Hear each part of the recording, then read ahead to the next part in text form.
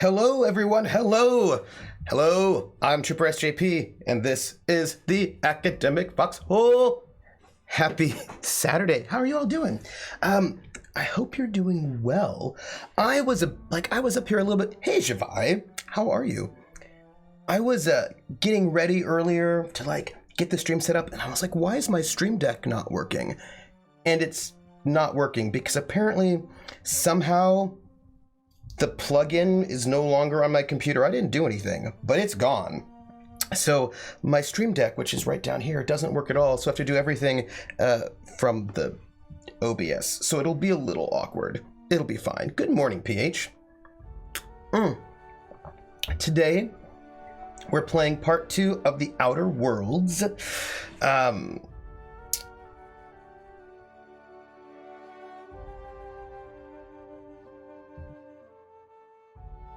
We'll get back to that. Tomorrow, from 1 to 3, I'm playing a charity stream, Charity 20 stream, over on the Scraticus channel, and it's sort of an event hosted by Satine Phoenix and Gilding Light, and a bunch of different players, a bunch of different groups are going to be playing through the same scenario, an Eberron scenario written by Keith Baker for this event, and with pre-generated characters to show how differently the same thing can be done with different GMs and different players.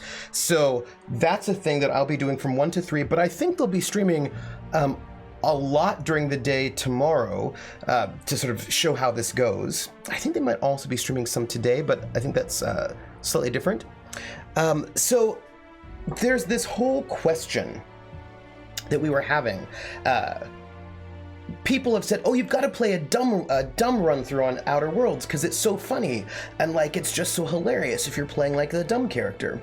And I have resisted doing that because I don't tend to go for hilarity when I play games.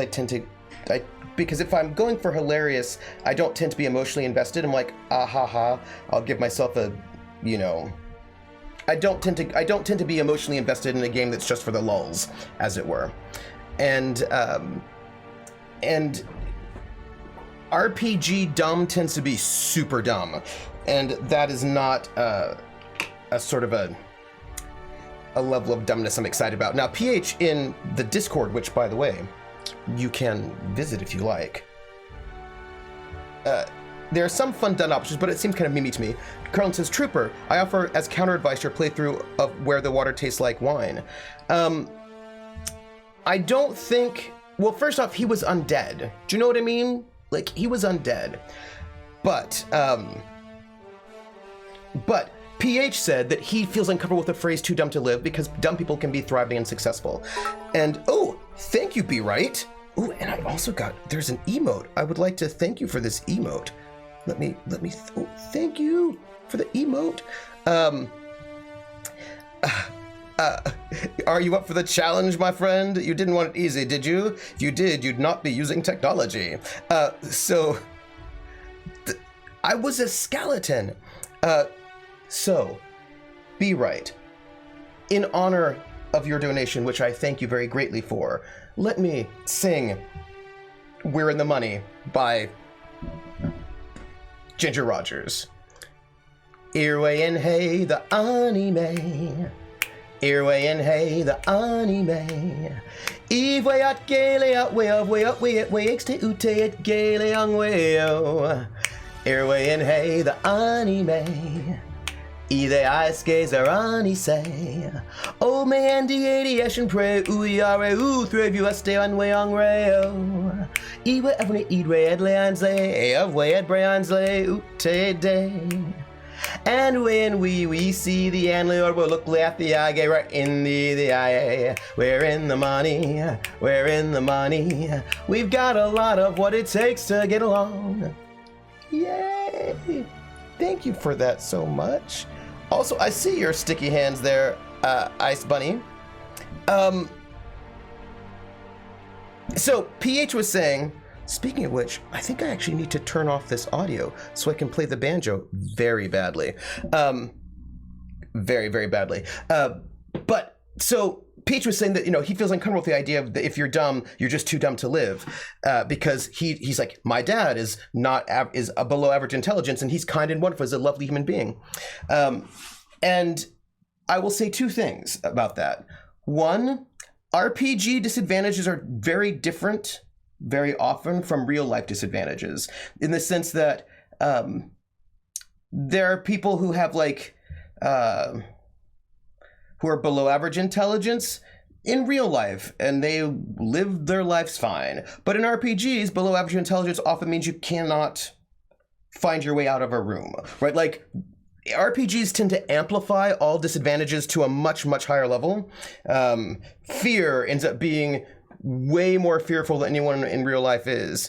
I haven't seen how Outer Worlds handles it, but the little clips I've seen seem to me that it's about just sort of making fun and doing the goofs. So there's and all the things I've seen so far are that it's just a super memey way to just take the sometimes highly intelligent people are as dumb as rocks. Oh yeah. So Kellen disagrees with the claim that it's just meme. Javai, from what little I've seen of the dumb options, it also seems to be kind of limited to optional funny lines rather than something in depth or something that matters all the time, and how dumb it also seems to vary depending on what is amusing. Hey, Jaya Pasco, but I like to RP my choices, right? So I like to sort of think, who's this character, and then RP that. So if I know my character is like a D&D 3, I'm gonna play it that way. So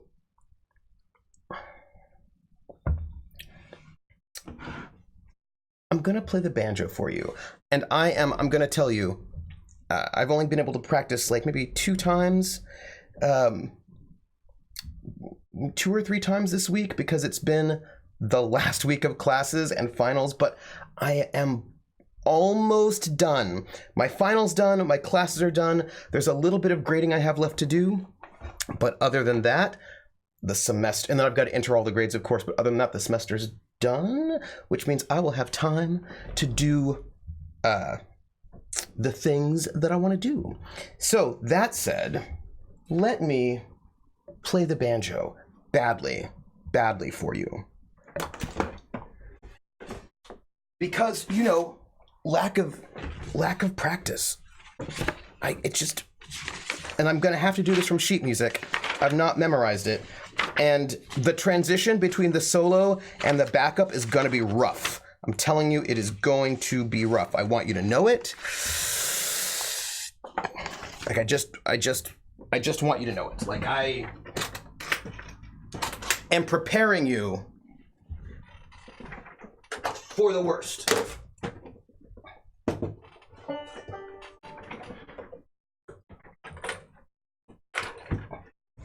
Do not get your hopes up at all. I'm going to be listening today because baking Falcon of Venom, I want you to know that I am very jealous that you will be baking cookies and I will not have cookies, because I want cookies. I'm, I think, a bit over halfway through the game, so I've seen a fair amount of dumb.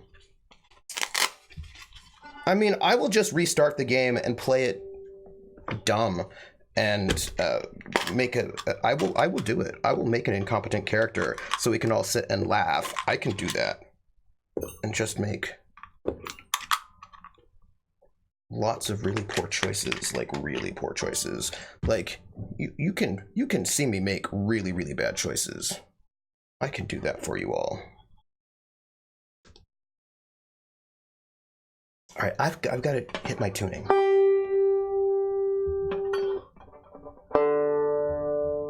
I tuned last night when I was trying to practice a little bit at 2 in the morning, 3, 4 in the morning. Mm-hmm.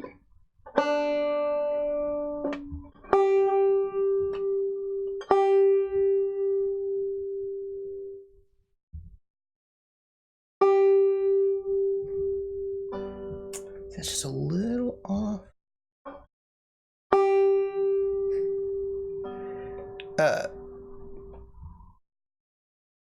Play the game your way. Well, but this is a community thing. If people want me to play, in a way, you know, I mean, I can do that. It's not right.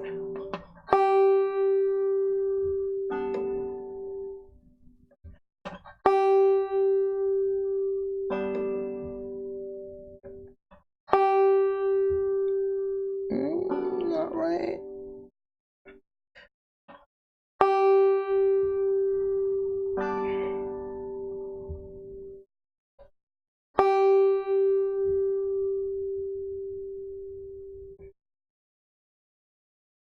Krillin says, my dumb is far from incompetent. Kalana's, don't mind my fixing my dinner for cooking. Oh, fix dinner. I went and I made some breakfast and lunch for the next couple of days last night. In the morning, inappropriate. Krillin's like, but I'm pretty sure I don't want to see Trooper's version. I'm sure the students staying would love that banjo at 3 a.m. I was trying to play softly. I really was. Okay, so again, this is going to be bad. I want you to know it. It's going to be bad. Like, it's going to be bad because I do not have it memorized, and it's not going to be good. How do you play the banjo? How do I play the banjo softly? Don't use the finger picks. Play closer to the bridge. Like, you've dawdled too long enough to come back to banjo later. So like softly would be.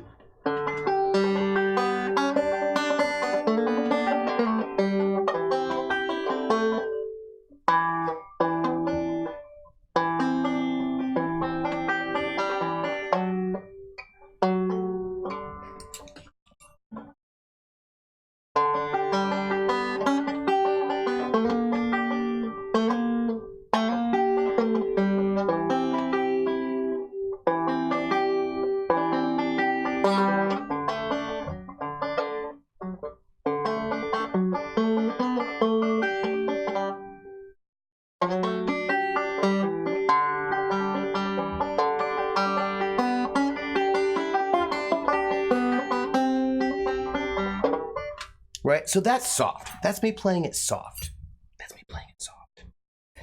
But now I'm gonna play it at actual volume, and it's gonna be bad. Also, Rissa, I will see you tomorrow. I'm gonna play this. I'm gonna play it. It's gonna be bad. I just want you to know it. I feel so embarrassed. This is a Wabash Cannonball that I'm gonna play badly. I mean, That's it.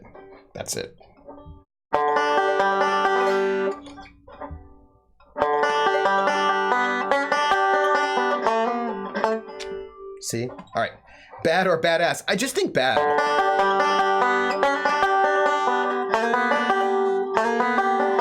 I see. One more time. Give me.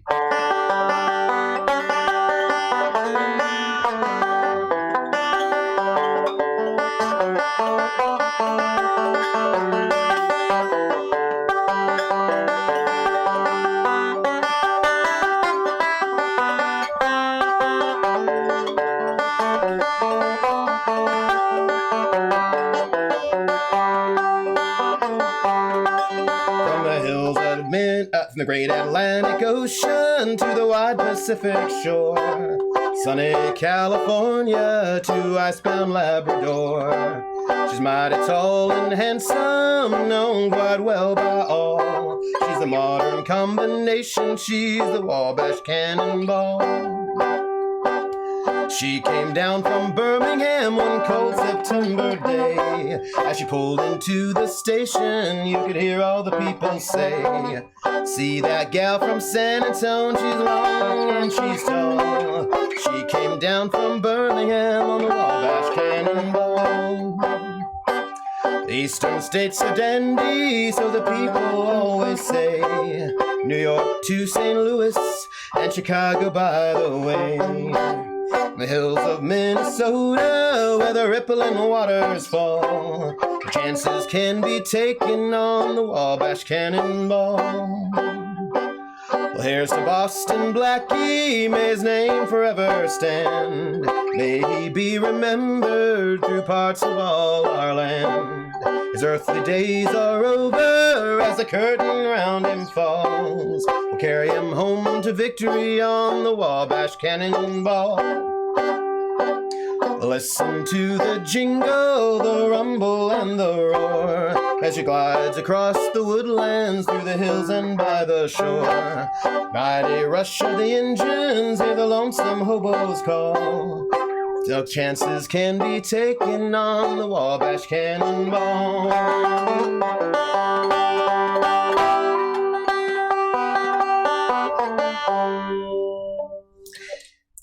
It's not there yet. It's not there yet. It's not there yet. There is nothing or making music, no cooking or making music at 3 a.m. The students are bad about cooking, making music at 3 a.m. The students are allowed themselves. The students are allowed themselves. This is true. Hello, Anarch Dovey. And Trooper, stay smart. After a date with dumb as toast in real life, well, sounds like badass. Well, thank you. But it's like the solo's not there yet, and the transition between the solo, it's like, and I also want, so here's the thing. What I want,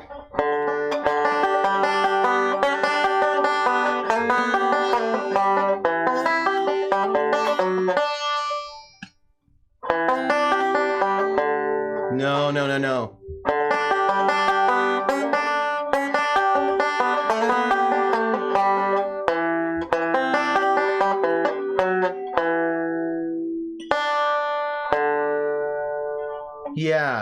Yeah. It goes like this, right? No. This is the song Wabash Cannonball. It's a folk song. It's an old song, but like I've not played it in 10 years, so I'm just a little I'm way out of practice.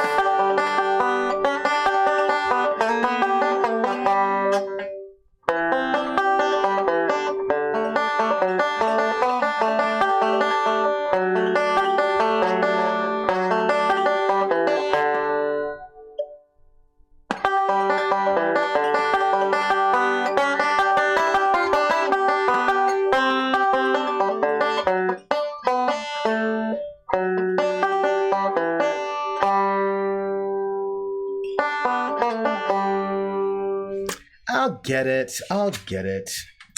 But I've been working on it. I just want it like, ugh.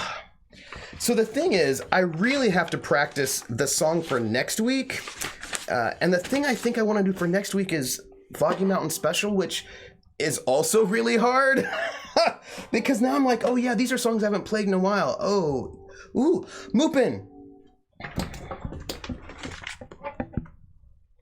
Somebody's watching me. Oh, Mupin, thank you for the follow. I had my headphones off, so I couldn't hear it. Thank you for the follow. It is much appreciated, Mupin. Thanks. When we get to 750 followers, I'm going to do some stuff. I'm sorry for the stupid ads, Mupin. I don't know why they're ads. Hey, that thing you like. So the song for next week, which I'm not going to play for you because it's not ready, but it's really cool and I really like it. It's a blues Foggy Mountain Special, and it's like.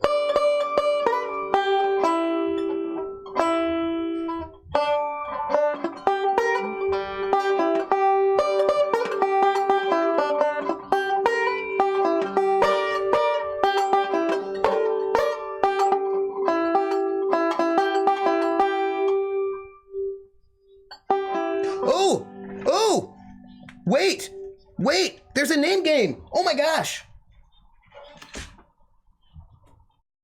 And then a B or an F or an M will appear. And then I say bo at a B, then I say the name, then banana, fana, and fo. And then I say the name again with an F, very plain, then a fee, fi, and a mo. And then I say the name again with an M this time, and there isn't any name that I can't rhyme. But if the first two letters are ever the same, I drop them both and say the name. I like Bob. Bob drop the B's, Bo, or Fred. Fred drop the F's for red. Or Mary, Mary drop the M's, Mo, airy. That's the only rule that is contrary. Moopin', moopin', moopin', bo boopin', banana fana, fo foopin', fee fi mo oopin'. Moopin', moopin'. Thank you so much for the sub. It is much appreciated. That is so boopin', boopin', boopin'. I just that's all. That thing you like says, I reckon a song you'll like, Trooper. I heard it recently. It's called "The Villain I Appear to Be" by Connor Splotto. I'm gonna just write that down because I like all recommendations. Let me see. Poopin'.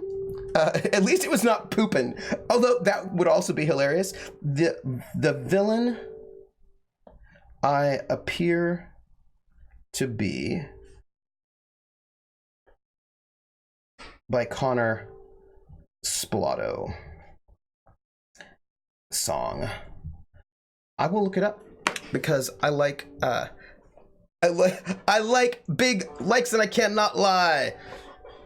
You other talkers you other streamers can't deny that when a viewer comes in, hits a follow button, and then I get sprung. Oh, by the way, side note, when I played that 25 seconds of last night on stream, I played 25 seconds of Taylor Swift's Trouble with the Goat. I got flagged for copyright by YouTube. I'm not in trouble. They're just like, you cannot monetize this. And I was like, I can't monetize any of my videos anyway, so...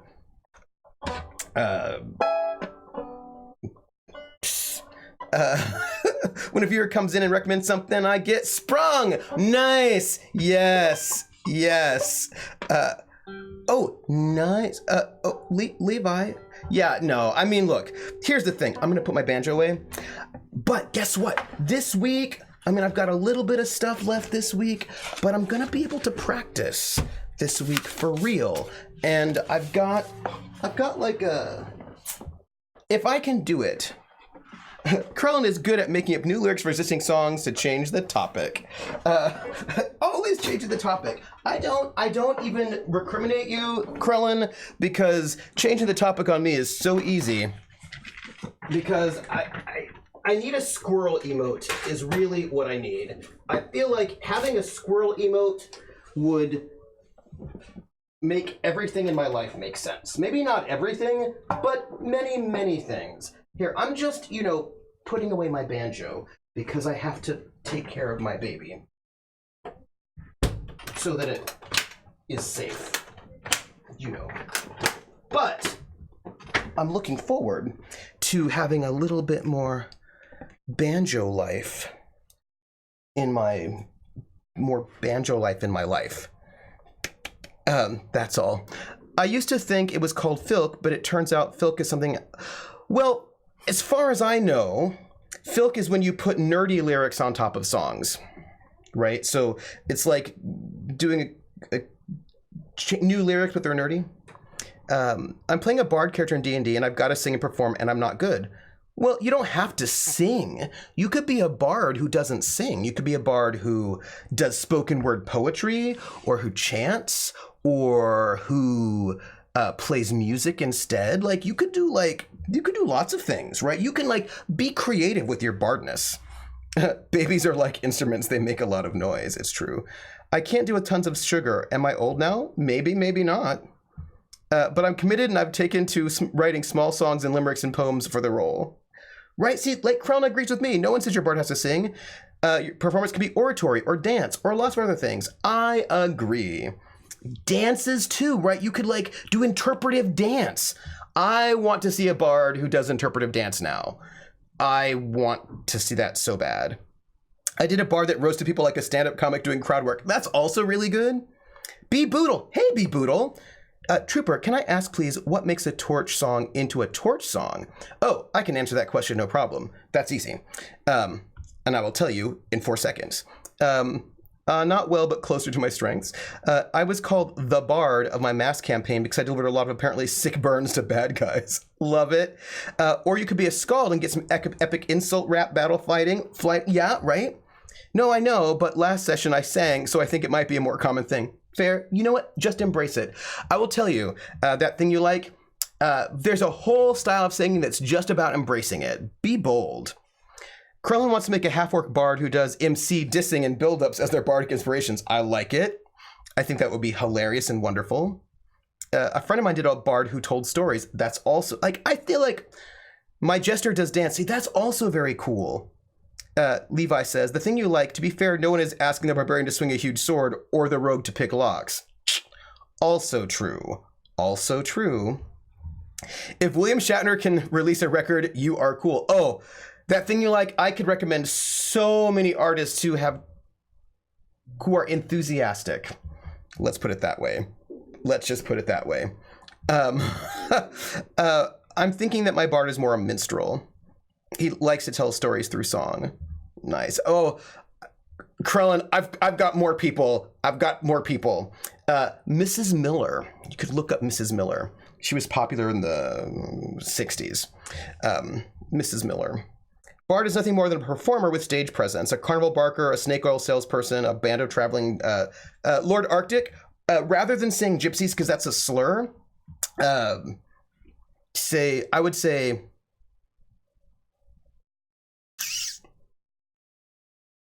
travelers, traveling performers. You can say Romany instead, but traveling performers I think is better, because say traveling Romany or traveling Roma doesn't actually sort of combat that stereotype. It just sort of redoes the stereotype with just switching out a slur for the name. So I would say traveling performers is what I would say, because it's more accurate. Javai says, there's a tendency to require player skills and knowledge for mental attributes and related things. Well, that is not the case for physical attributes, I find. But I do think it's important. I did something to my thumb, and I don't know what it was. I feel like I'm getting a... Anyway. I think I want uncooked kale in a glass of water. Why would you want that? Saying those Worthix blacks isn't any lot less offensive. Yes, Krellin, that's exactly right. That's exactly my point right there. That's my point. Krellin's point is my point. But I think that it's really important for people who like want to play a really socially adept character to not have to be socially adept themselves. Like if somebody's super socially awkward and they want to play the face, they should be able to do that. And that's where I think the roles come in. So being able to sort of, not forcing players to do things, unless you're playing that kind of game, but not forcing players to do things that they can't do that their character can do, I think is a little unfair. Grins, I'm a child of a traveling carnival. I wear it with pride. Well, in which case, if you yourself are Romani, then I will not, you can use whatever word you want to describe yourself. Like if that is your ethnicity, you say what you want to say about yourself. But I understand how it could be considered a slur. Oh yeah, no, because it's an ethnicity, right? Because that's the thing. It's a racial slur for the Roma people, the Roma Sinti people, and if you are Roma, you can say whatever you want to say about yourself, but right, and that's like it's why when people say, "Oh, he gypped me," right? That's from the word gypsy because it's a racial slur to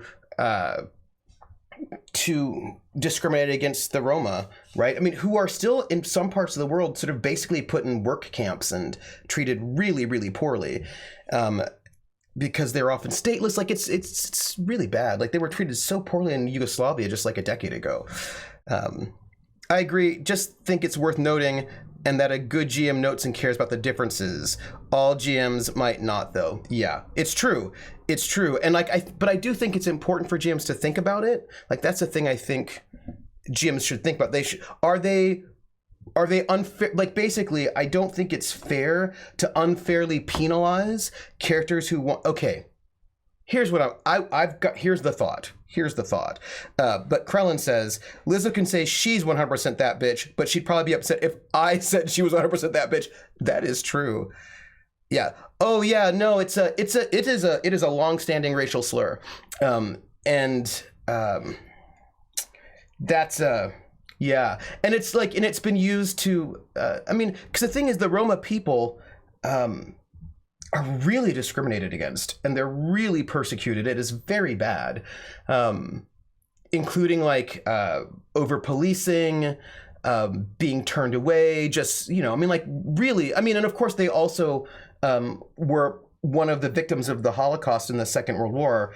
I mean, the Nazis killed Jews, Roma, queer people. Like they had numbers of categories they were out to get, and Roma were one of the groups of people that they murdered. And there are just a lot of sort of, that word has a lot of sort of pain, discrimination, and harm sort of built into the word itself. And so, it doesn't actually just mean wandering person. It also means Roma person who's a criminal that we want to go and persecute, right? So it's like that we are insulting and sort of saying bad things. And Gervais says, yeah, they have it real bad still, as far as I know, and it is fairly accepted, I think at least. Yeah, when I was in Europe, like you could still see it, especially a little bit farther east you go. People will still say, and actually even in the UK, yeah, it's actually pretty bad still. It's like it's not great, is what I would say. Like it is not a great situation. PH says, yeah, when I was in Romania and Hungary, where there are a lot of Roma, there are actually racist signs banning them from places. Right. And like I would hear people, when I was in Europe, I was in Germany, Nazis murdered a lot of different people. It's easier to count who they didn't murder. But there were groups of people they had specific policies towards. Like they murdered a lot of people just generally speaking, but they had specific policies to exterminate, right? Jews, Roma, homosexuals, mentally ill. Like they had and those were like extermination policies, and that sort of was tied into their weird idea about medicine and the nation as a body. Like, so they have this whole concept of the nation itself as being like a body, and that the body of the nation needs to be kept healthy, and that some people were viruses that needed to be destroyed if the body wanted to be healthy. And so they had, eugenics. It's like, it's just super gross. And like, so like the black Germans, there were black Germans at the time, and they didn't exterminate black Germans, but they sterilized all of them, right? They got all the black Germans and they sterilized them because they didn't want that happening. Yeah, it was like, yeah, we had a bunch of Irish travelers. That's another group who gets treated really poorly, who would come and steal all the batteries and fuel out of our plant on a dig.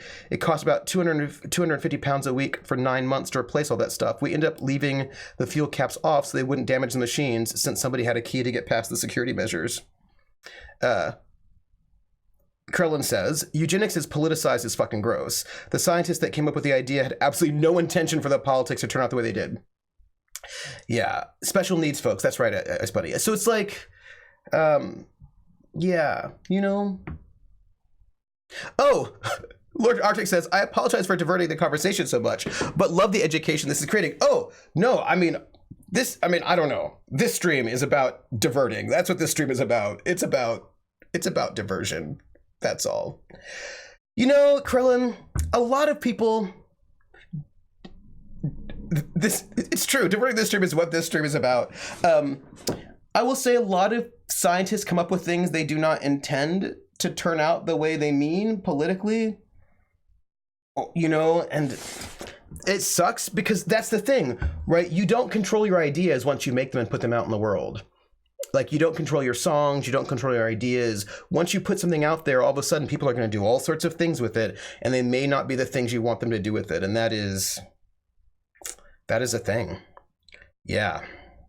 Yeah, and the eugenics have gotten creepy and scary resurgence even among people you wouldn't expect.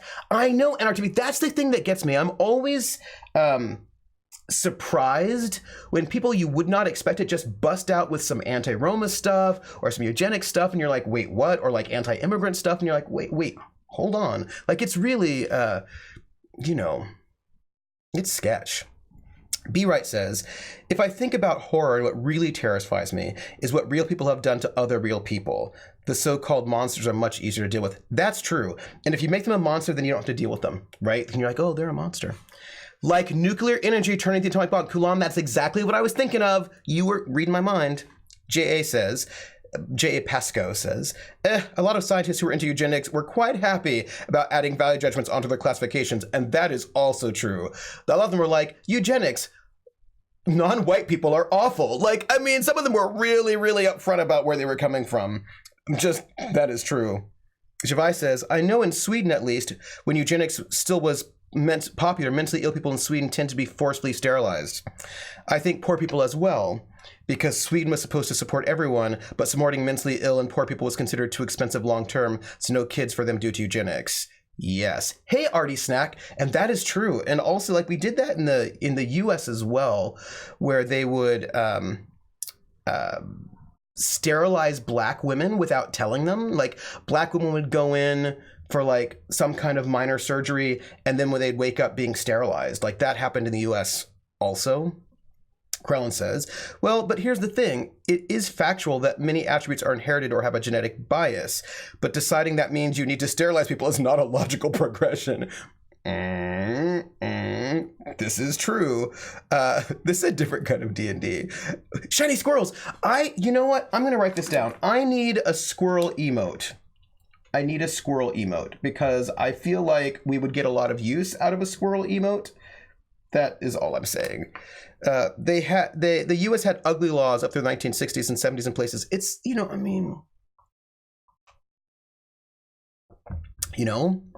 I've seen some American leftists especially from coastal areas that said shit like that is like yikes for me. Yeah, do you know what I mean? Like,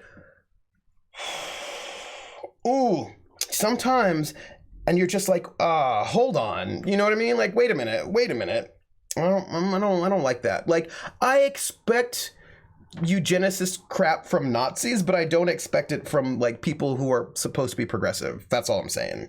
So like, don't do it. That's all. Yeah, like Middle America should be flooded with opioids. What? No. Come on now. Come on. Don't say stupid stuff. You didn't say it, NRW. The people you're talking about. Like those people, they shouldn't say that stuff. Come on. A little bit of humanity. You know what I mean? Have empathy for some people. Come on. A lot of coastal folks love talking about flyover country and have strong negative opinions about the people who live there. Yes, but conversely, Levi, a lot of Middle America folks have really negative opinions about coastal folks and like to say have strong negative opinions about them and like to say really horrible things about them and people who live there, right? That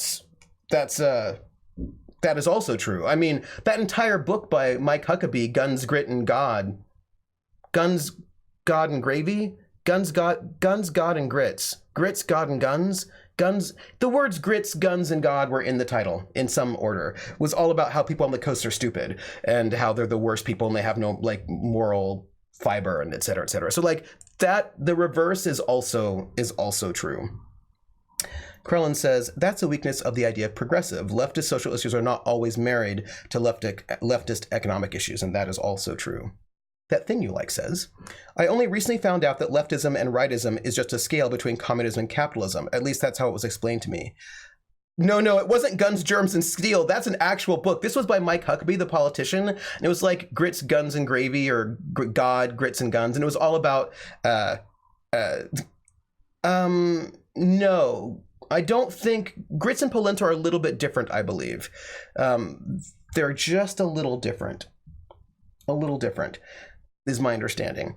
Yeah, no, leftist and rightist is not about communism and capitalism because you still had left and right before communism was invented, right? And also before capitalism was a system. Like, so left and right is different. And what left and right seems, what they're about is, I mean, these are social constructs that are going to change over time and place.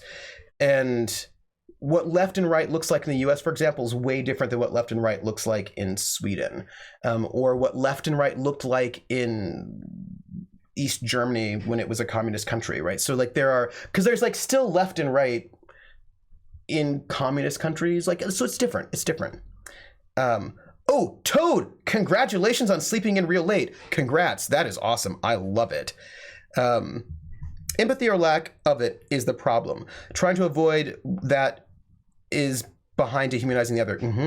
As you all know, if you can put yourself in the other's shoes, you should never be able to treat them as badly. Yeah, but some people don't want to. It's in their best interest, you know? That's not really true. The US doesn't have a left. It just pretends it does. That's kind of what I meant by the left and right is different in the United States than it is in other countries, you know? Yeah, that's all. That's all I'm saying.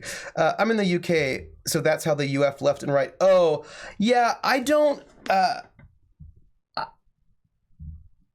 I'm pretty sure the Swedish right is still pretty left from a US perspective, except for the part of the Swedish right that are neo-Nazis. I don't think they're pretty left from a US perspective. A lot of middle of the road right-wing parties in Europe are centrists for the most part, but although maybe not so much anymore.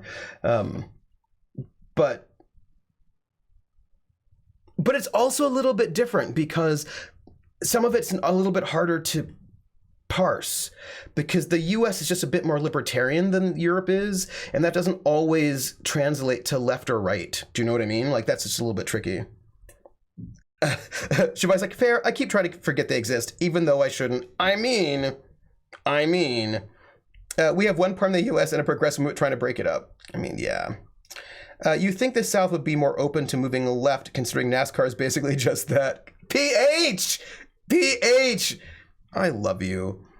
Politics in the UK has been drifting right as a whole for the last 20 years. The center now is more like center right. Yeah, I mean, you're just basically, yeah. That's cool on. J.A. Pascoe says, there's overlaps, that thing that you like. Left in general means being in favor of the government helping people, and right in general means being in favor of the government not getting involved in the economy. I totally see, I see what PH did there. It's a good NASCAR bird. But a lot of times politics is way more complicated than a simple binary. Yeah, it's really true. Like, it's really complicated because there's so many different issues we're talking about. But there was a thing that I wanted to say. Oh, yeah. I was in the Army this one time, right? And I don't know if I told you this story. I might have told you this story. But there are people here who've not heard this story. So I was in the Army this one time. And I want to turn this music back on. Yeah, just this one time, Krellin, just this one time. There was this guy, he was a lieutenant, last name, I can't remember his name. But he would come into work and he would tell us about all the women he was having sex with every weekend. And by the way, this was like 1993, 92, 93. It was somewhere between 92 and 94, right? So we're in the middle of the AIDS crisis. And he would come in and he would tell all of us about who he was having sex with that weekend. Nobody really wanted to know, but he'd like, oh, I had sex with this hot chick this weekend, and he'd like go on about it, and we're just like, we're just trying to do our work, Lieutenant. But like, you can't tell your lieutenant to shut up because I was not an officer, so I could not tell him to shut up, but I did not want to hear his stories. But he would go on and on and on and on about all the women he's having sex with at work. I know all about Lieutenant last name. He's the worst. Not a stand-up fellow like Lieutenant Guy. It's true. Oh, really? Oh, that's so cool, Krellin. I think Lark Arctic, like, I know him. I think every company ever had that person, yeah. So one day, I said to Lieutenant What's-His-Face, I was like, Lieutenant, you are using condoms, right? I mean, you're having sex with a lot of people, and I just want to make sure that you're using condoms and you're being safe. I told Lieutenant Guy that I really wanted him to make general because we really needed a general guy. Yes! So I asked him, are you using condoms? Remember, this is the middle, looks like AIDS crisis, right? He told me, this is what he told me. He said that he never uses condoms when he has sex with women, but it's okay because he only has sex with women from the Midwest. If he were having sex with women from the coast, he would certainly use condoms, but because he only has sex with women from the Midwest, he doesn't need to. And, PH, yeah, because this is part of the sort of the idea. Like, there are people who live in the middle of the country who believe that everyone in the middle of the country is pure and godly and has value and is moral and is like it's the heartland, right? The heartland, right? And that the people on the coast are degenerate Babylonians who run around doing decadent, awful things, right? So what I'm trying to say is people in the center, not all people, also have ideas about people from the coast. And so that some people on the coast, not all people, have ideas about people in the center. Like, it's just, I mean, I just was like, and I was just like, well, Lieutenant, I think you should still use condoms. Like, I mean, I hope he did, but like, I was like, what? Also, come on, don't run around having casual sex without condoms. Glove the love. I mean, yeah, regional immunity to AIDS, it was, but also like there are other sexually transmitted diseases and also pregnancy. Come on, whatever. Toad says, I've worked with this person, bragging about making a hat trick every few days. I'm like, son, your dick is gonna turn green and fall off. Yes! I was like, oh, this is bad. Ice Bunny, how do you make it to officer without a brain? You don't have to have a brain to be an officer. You just need to have a college degree. That's it. That's it. I'm curious, where was Lieutenant Thick from? He was from the Midwest somewhere. Yeah, see, Krellin's got it. You just need a college degree. That's why you get the argument that people on the coast and in cities vote shouldn't be worth as much. Yeah, I mean, it's just, I mean, look, to quote Depeche Mode, because I'm old, people are people, so why should it be that you and I should get along so awfully? That's all I'm saying. Yeah. Also, a lot of people want to focus on one problem in politics. Like, well, I think we should get rid of fossil fuels, but problem is 9% of our transportation relies on oil, so even if we have more green energy plants, we wouldn't be able to put the food into grocery stores. And I have no privacy. Whoa, I always feel that somebody's watching me. Tell me, is it just a dream? Death Star Taco! Thank you so much for the follow. It is much appreciated. Death Star Taco, it's good to see you. I haven't seen you in a while. Yeah, Krellin says, like, especially lieutenants, never assume LT and NLT is smart. This is true facts. True facts. True. Krellin is speaking truth right now. Truth. Hell, you never needed a brain to be an officer. Look at some historic West Point graduates. And also, in the past, all you needed was money. Like, let's be really fair. In the past, because officers were just people who had enough money to buy soldiers, to buy a commission. Like, you didn't, and like to afford the clothing. Like, you just needed money. That's all. Toad says, that said, I've engaged in a lot of risky behavior in my life, and I'm really lucky to have walked away with my health intact. I'm not, I don't know. I don't think I've been super risky sometimes. I've been a little bit risky every once in a while, but I'm not super risky, but, well, I say that, I just said a thing. I just said that I'm not super risky. I've engaged in some behaviors, but I'm not super risky. And I say that as a person who was in the army in really dangerous times, and like my entire life is risky. So like, you know, I don't know. I think I just, you know, you deal with it. Money and contacts, which is kind of the same, I guess.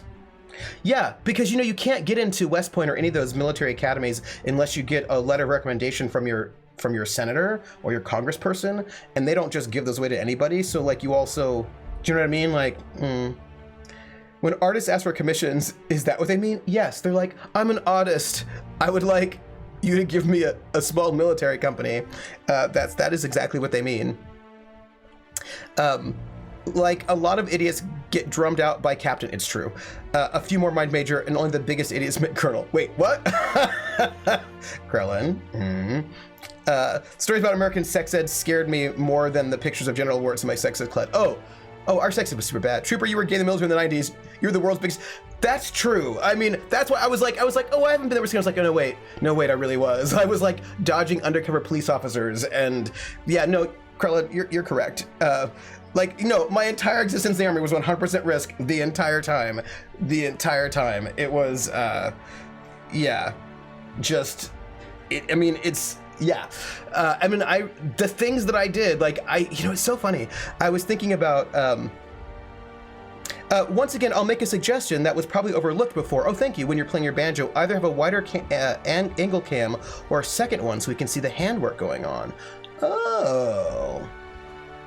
I will think about that. I will think about, because I'm up here.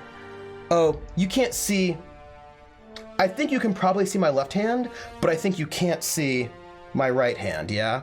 I will think about that. You should watch Blackadder Goes Forth for an exaggerated version of this, just not very. Is Colonel the same as an Admiral? No. Admiral's in the Navy, Colonel's not in the Navy. Hiram Ulysses Grant didn't even get his name registered properly. Any idiot can be an officer. 9% of the world has herpes. It's probably not as dangerous as our coaches turned health ed teachers want us to believe. But would a well-placed mirror work as well? Maybe. I'm gonna think about how to get, or I'm gonna think about that. Yeah, Army colonel is analogous to a Navy captain. Yeah. There was an English historical fiction book series about British military, and one detail in the books that was that majority of higher-ups just bought their way in. And that's totally true. That is totally true. It's true. How do you know I'm doing a proper three-finger pick? I am, but how do you know? You are correct. You are correct. I know if I'm just taller, if I were just PH, then we'd solve, but I might be able to, like, I feel like my chair, right, can, like, oh, no, wrong direction. No, this tall this chair goes. And full body, we need to see the feet too. For some reason, that is a thing in class concerts. Well, you don't want people, like, having no feet. That would be strange. Like, you want some feet in there. No, oh, actually, I think that you're not allowed to have feet on Twitch. It's a thing. By the way, I'm just gonna start up the game as we're chatting. Just gonna start it up, you know, because I feel like it's that time. I'm just gonna start it up. We don't need the feet. I think playing the banjo is a tremendous feat. Oh my goodness. We were talking about, oh my gosh. Can I tell you, so, you know, I was a spy in the military, but I feel like I did most of my spy stuff, most of my clandestine spy stuff, just not trying to be caught for being gay in the military. I feel like that was like most of my secret spy stuff was like, man, when I think about like all the things that I did to make sure that I didn't get caught and put in prison when I was in the military, it was like, I mean, speaking in code, like leaving different, like, gosh, it was, yeah, no, it's true. My character is Jizza from the Wu-Tang. That's exactly what it is, Toad. Which I love. Being a spy is basically nothing like James Bond. That is also true. But being gay is a lot like being James Bond. Ergo, James Bond is gay. That's fair, actually. So my understanding is this game should be quite story oriented. It's by Obsidian, and they do pretty well with story. So I'm feeling like, yes, on story, James Bond. Army Sex Spy, a memoir. Oh, hey, speaking of, there was a series of pulp novels in the 1960s that was about a gay James Bond. I mean, his name wasn't James Bond, of course. He had some other name. But it was The Man from Camp, C-A-M-P. And it was, you know, I own one or two of them. I need to own more. You some sort of freelancer? Have I tried to collect the bounty on Phineas yet? I don't know if I've even... No. I don't know if I even have that quest, do I? So my current... Oh, yeah. Find it. I need to find the... I don't know about... Let me see. No, I've not. I don't even know anything about it yet. Oh, good. Yeah, so right now, all I know about Phineas is that... Oh. That would mean me betraying the one person I have a connection with at the moment. And I don't even know what's going on in the world. Like, I just woke up. I just don't feel like I would do that yet. Because I don't know what's happening. No, I haven't seen any... I think he showed me one. I'm sorry, I'll just be a minute. You had a minute. Next one comes out of your pay. Ooh. Ease off the threats, friend. I'm going. I'm sure, yes. I mean, I don't know what his own ends are. I don't know what he's got going on. All right, so this is where the person is. I don't know if we can just go and talk to him. Don't make me report you to Mr. Thompson. Or have you heard about hood blankets? Yeah, those big blankets that have a hood and maybe also sleeves, and you... That's, this is clearly where the big boss is, but I'm not going to go there yet. Because I think I want to get some of these side quests done in before I do that big major quest, because it might be a thing. So, you know, I'm going to just walk through the town. Yeah, right, and you zip them up the front. They're just like basically like big ponchos that you wear.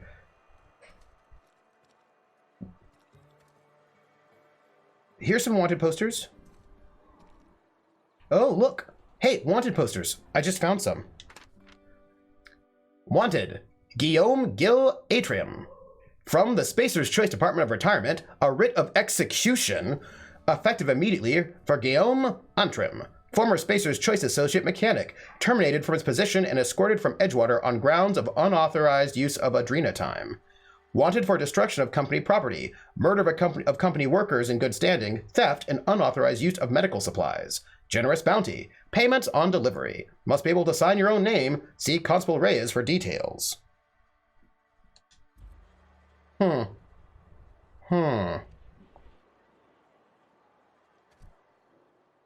what are the things I'm thinking of? Levi, you know the ones I'm talking about. What are those called? What are those things called? Snuggies. Thank you, Krellin. Snuggies. Wanted, Bernie Cotton. From the Spacer's Choice Department of Retirement, a writ of execution, effective immediately for Bert Cotton, former vicar stationed in Edgewater Vicarage, no longer in good standing with the Halcyon Branch Order of Scientific Inquiry, at large and dangerous. Wanted for destruction of company property, murder of company workers in good standing, sedition, and unauthorized use of medical supplies. Generous bounty, payment on delivery. Must be able to sign your own name. See Constable Reyes for details. Slankets in the UK. Oh. Doc Maybell. Are these people like, ooh. Wanted, Doc Maybell Burgess. From the Spacer's Choice Department of Retirement, a writ of execution, effective immediately for Maybell Burgess. Former Spacer's Choice physician, condemned on charges of dereliction of duty. Disappeared from Edgewater with 2 parcels of Adrena time. At large and dangerous. Wanted for destruction of company property, murder of company workers in good standing, vandalism and unlicensed practice of medicine on seditious criminals. Generous bounty. Payment on delivery. Must be able to sign your own name. See Constable Reyes for details. I don't know. This seems sketchy to me. Seems sketchy. I don't know if it seems sketchy to you, but it seems sketchy to me. I know that. Yes. Mr. Thompson. I'm fine, Mr. Thompson. Never been healthier. Hi. Who are you? Hello, Mr. Abernathy. Let's talk. Did Mr. Thompson send you? Well, you tell Mr. Thompson I'll be right at my post. Tomorrow. Bright and early tomorrow. Because I'm definitely not plagued. As spry as a spring chicken. That's old Abernathy. Are they all charged with the same? No, they've got some slightly different things. What? You don't think it's wrong to heal people because of their status as a criminal? Dangerous thoughts. I'm just saying. It's like, it's super sus. Like, what do you mean by murder of company members in good standing? Like, what murder do they do? Like, I don't know. Like, I'm super sus. Like, I just think it's sus. You want to tell me what's got you so nervous? You some sort of wandering alienist? Walking into a man's own domicile, pestering him about his mental state? So you're Martin Abernathy? No, I'm positive you mentioned something about being plagued. You don't know that. I could have been saying anything. Oh, that's interesting, Maybe I Krillin. said vague. You know how words sound a mite strange when you're sick. Wait, no. Oh, damn it. Okay, listen. Maybe I am feeling a little under the weather, but What would Fred I swear Computer I'm on say? the mend. I need a bit. Please, don't tell the constable. I need a bit more volume. Would that Snuggies make a knife gift for someone with no central heating? Maybe, yes. I think so. Definitely, yes. I also know the charges imply there's also other types of murder. But also maybe they don't care about murder if you're murdering someone who's not a company member in good standing. Maybe you can just kill them all you want. Maybe. I'll just say why not. She'll toss me in the sick house. I would have confessed before the good vicar. Get some ablutions for my spirit. Just never found my courage is all. Hey, you're hale and healthy and possibly for hire, ain't ya? Do a good turn for an expiring old man? Depends on what you need. What do you need? Couple hours out of your day and some light second story work. That's all. Thieving? There's a cache of anthracillin tucked away in the old community center. Powerful stuff. Stronger than what we got, anyway. I need you to break in, nab that medicine, and bring it back to me. You want me to do criminal things? Murder of employees is vandalism. Vandalism of company property, which is punishable by death? I mean, like, writ of execution is pretty heavy duty. As someone who used their computer tower to keep warm one winter when the central heating blower was lost, can confirm. It is second story work. Well, second story work is a euphemism for a certain kind of burglary. Like if you like second story work is when you like climb up, like you don't break into the front, you like climb up and break in through windows, like that's second story work. Hello, Spooky a lot. How are you? Hello, Spooky a lot. I don't know why why I just got Soviet right now. I don't know why. Sometimes I just, weird voices come out of my face.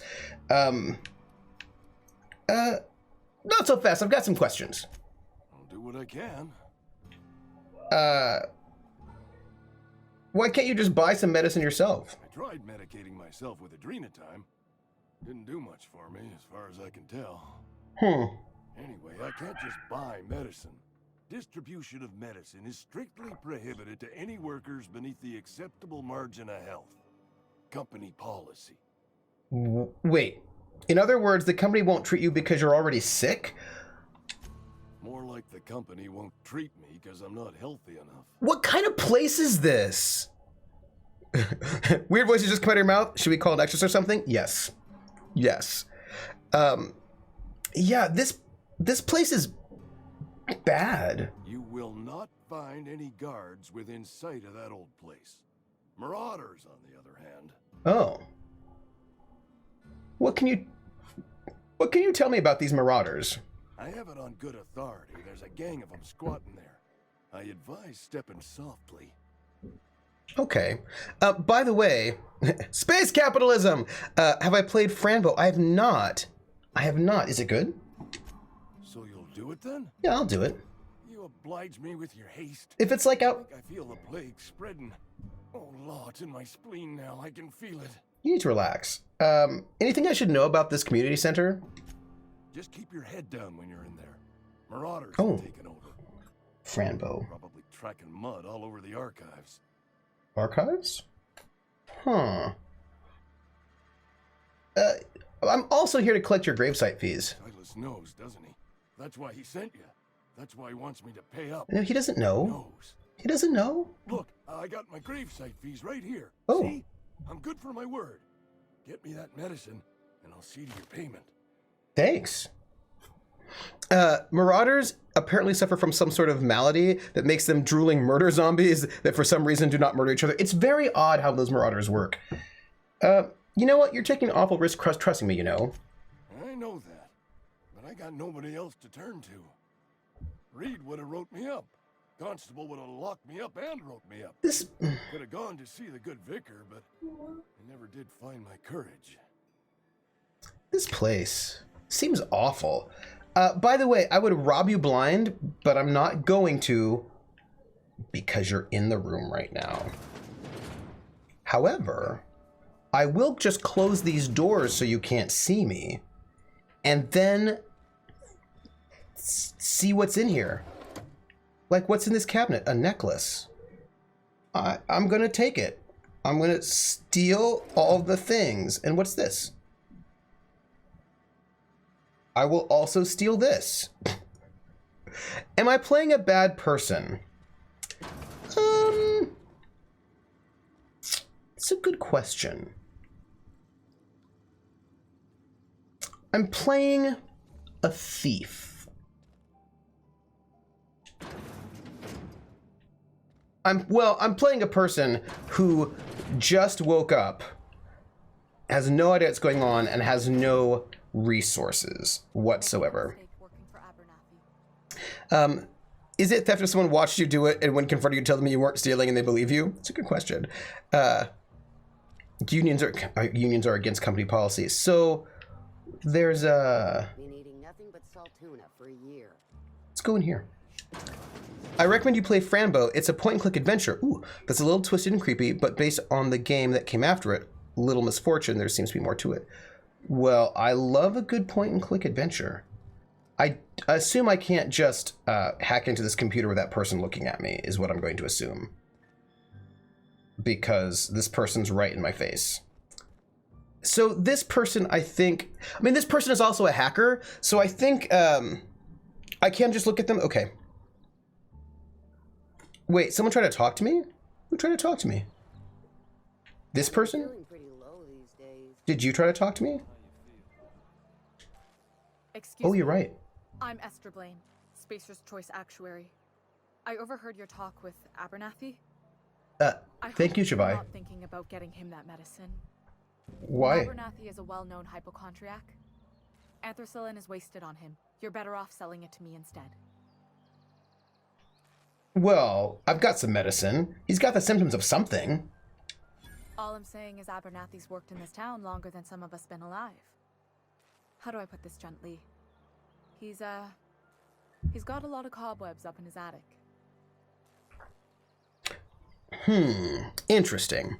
Yeah, so my character is a hacker, right? So my character hacks into things.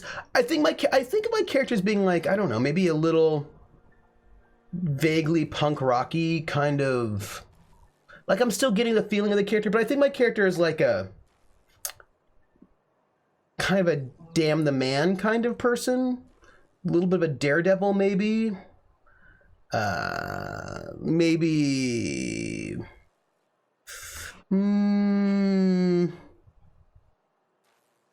like, you know, like I think my person is the kind of person who would vandalize things, like would like spray paint like "Damn the Man" on walls and hack into computers and steal stuff. Like I think my character like would shoplift all the time, but I don't think my character would just.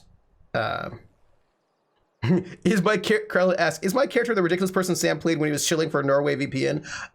I hope not. That would be terrible. Oh, I don't know what my speech skill is, but my character is very charismatic and also techie a little bit. A charismatic hacker. Oh, so you could. Oh, interesting. What do you need it for? I probably shouldn't tell you.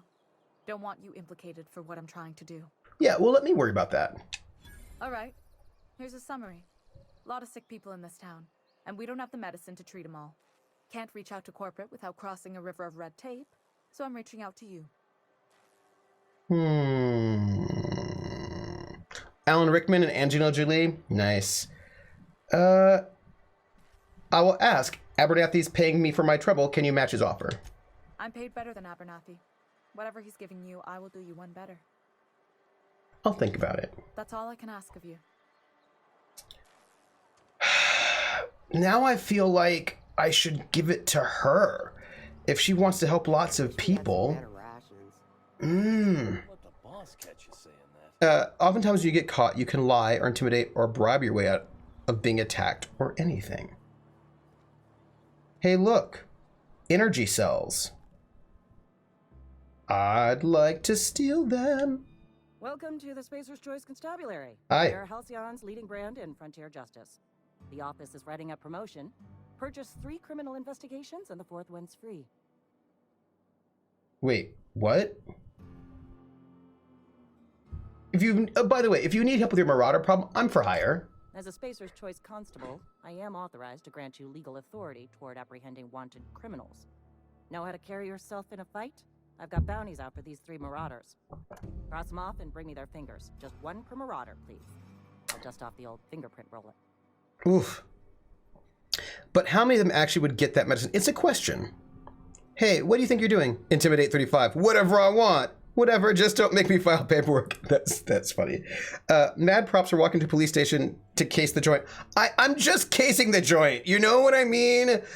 Yeah, people can totally live without fingers, Levi. I've got some questions. As long as your questions fall within the acceptable margins of curiosity. Who do you work for? Spacer's Choice or Edgewater? If this is a setup to a joke, you should know I've never found anything amusing in my life. I don't serve Edgewater. Edgewater and the entire region of Emerald Vale serve Spacer's Choice. Space capitalism. Who does Spacer's Choice answer to? Spacer's Choice is a wholly owned subsidiary of Universal Defense Logistics, which occupies a seat on the Halcyon Holdings Corporation, also known as the board. I must admit it bothers me that you don't already know this. I don't know how much time I should be spending talking to you. So you're basically a bureaucrat. Flattery won't get you anywhere with me. The bureaucracy is a noble profession, but not all of us are gifted enough to serve in it. Okay. See this one here that says, does the name Phineas Wells mean anything to you? I don't think I should ask her that because I don't think she should know that I know that. Something to report? Yeah, you know what? I'm going to just go and not ask you about Phineas Wells because I feel like asking will tip you off. Like, I don't want people to know things about me. Let's see. Terminal access. Let's look at bounty records. Let's view these bounties. Open bounties. So, Guillaume Antrim. Is there anything different? Oh, there is different stuff here. Okay. All right. Let's see. Background mechanic, right? Constable's memorandum. The Spacer's Choice Department of Retirement, Termination, and Restitution has filed a writ of execution for Guillaume Gil Antrim, effective immediately. Some of you may remember Gil Antrim from his days in the cannery. Please be advised that Spacer's Choice no longer recognizes Mr. Antrim as a member of its valued family. Spacer's Choice advises its workers in good standing to remain in good standing by disabusing themselves of any sympathy, allegiance, or memory towards Mr. Antrim. Generous bounty, payment on delivery, must be able to sign your own name. I don't know about all this. And this is Doc Maybelle Burgess. Physician, abandoned her duties and disappeared from Edgewater at large and considered dangerous. Doc Maybelle is wanted for 3 counts of larceny, 2 for each parcel of stolen adrenatime, and 1 for depriving the outpost of its official physician. I don't have a problem with her.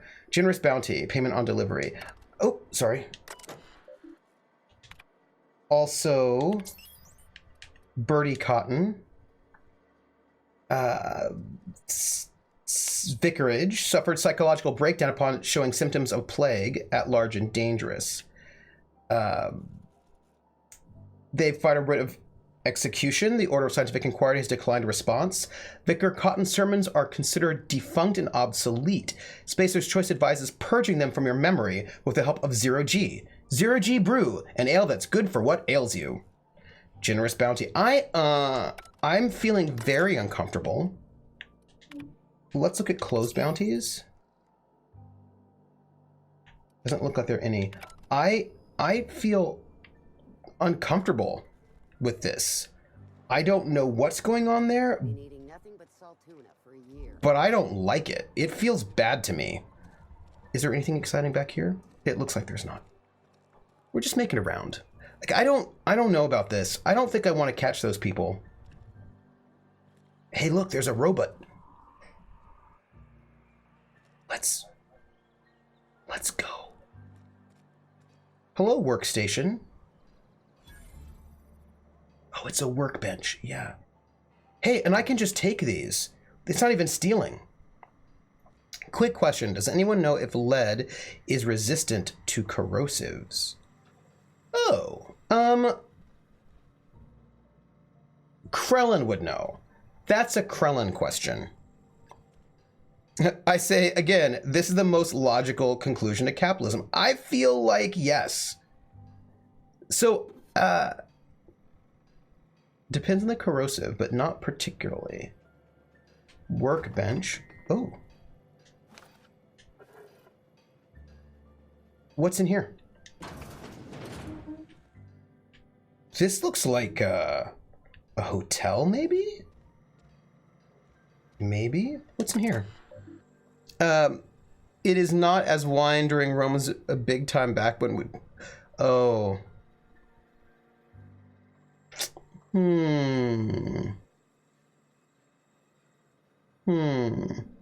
Death Star, that's an interesting point. Maintenance division. Oh, there are trouble tickets. What are our trouble tickets? AG loader, serial is a failure in startup. Steps to reproduce, turn on engine, try it again, kick the loader, curse injured toes. I have to enter a minimum of 8 steps. Try it again, make a rattling noise. Maintenance notes. Dang it, Clancy, I just got you back on your feet 2 weeks ago. Not that you got feet, but you know what I mean. Sounds like this stator's off axis again. We'll clean out and reset. Clancy's guts got caught and all pulled out like in a kind of somebody trying to restart him over and over again. Rewind all the coiling in number 4. Okay, stator's working. But there's something else off. Have to wait until it's quiet and spin him up again for a listen. Edgewater Saltuna Cannery. A Spacer's Choice property. Priority issue. Filed by R. Thompson. Failure of main Camry production line at heat processing. Priority executive. Steps to reproduce. Startup production line according to schedule S46701A. Observe processing of cans. Follow first batch to heat processing stage. 1 or more loud popping noises. Smoke, smell of burned salt tuna. Overheat klaxon on monitor 6. Flames jet from exhausted ports. Automatic shutdown. Maintenance notes. Likely as not, Bess got indigestion from being made to eat something she ain't made to. Again, heading over now. And the last one. This is by L. Miller. This issue has been open for 0 days. Summary, damned mechanicals. Status open, priority low. Priority automatically reset to low by executive level admin rule applied by R. Thompson. Reason, trouble ticket filed by L. Miller. Also Flip Machine. Yeah. Designing a structure to resist a black dragon attack using lots of soapstone. I'm glad this is played in here where politics are allowed. Watching a different stream that also to focus on narrative games where the politics are kind of not okay, except the most basic of basics. This game feels weird to play without even mentioning politics. Oh yeah, no, this game seems super political. Like this seems to be what the game is about, right? Right? I feel like we should probably talk about it. Wait, that's not the mechanic's voice? He said dang.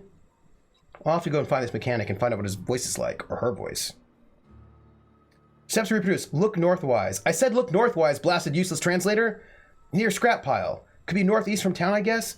Observe mechanical. Clanking all menacing like. See it. It's right there. Oh. Maintenance notes. No notes on this ticket yet. Oh, Kaylee. Woo. Yeah. Ah, Kaylee. All right. What video games are not political? But isn't Pong also political in its own way? Because it's all about hitting a ball through violence. And is there anybody in this room?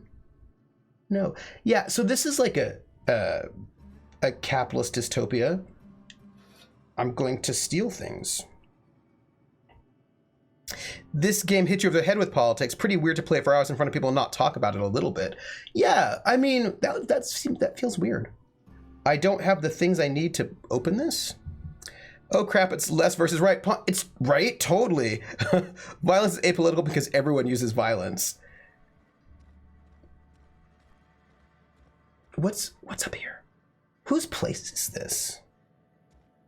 Hey, I'm wandering around in somebody's house, but I don't know whose house it is.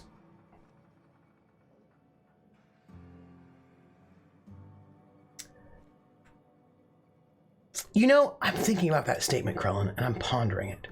And I think I would just say, I'm one of those people that tends to think that everything is political.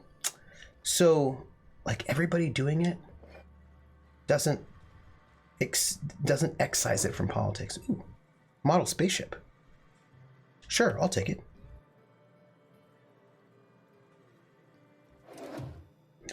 I'll take Adreno too. Also take all of those. I'm such a klepto. Well, Jezza is such a klepto. That's all. Oh, it's Parvati Holcomb's place.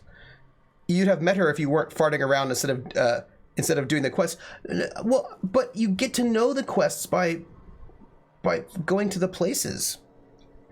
I'll meet him soon. I mean, there was a bit of it, but like nothing in depth really, because politics are bad and divisive, I guess. Like how you don't talk politics in Black Company or whatever, which I personally find silly. Politics is everywhere. Yes. Welcome, Holcomb, Robert. Enter a keyword for record search. Hold down Control Alt 7 Enter to compose a new entry. Let's open this last search. Last search, Indumati. 2 records found. Interesting.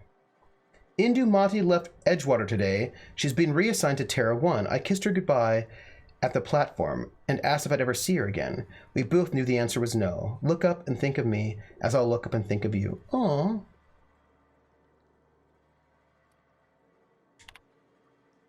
Spacer's choice property. Robert, they wouldn't let me keep her, but I know you will raise her with love. Perhaps more than I would make time for.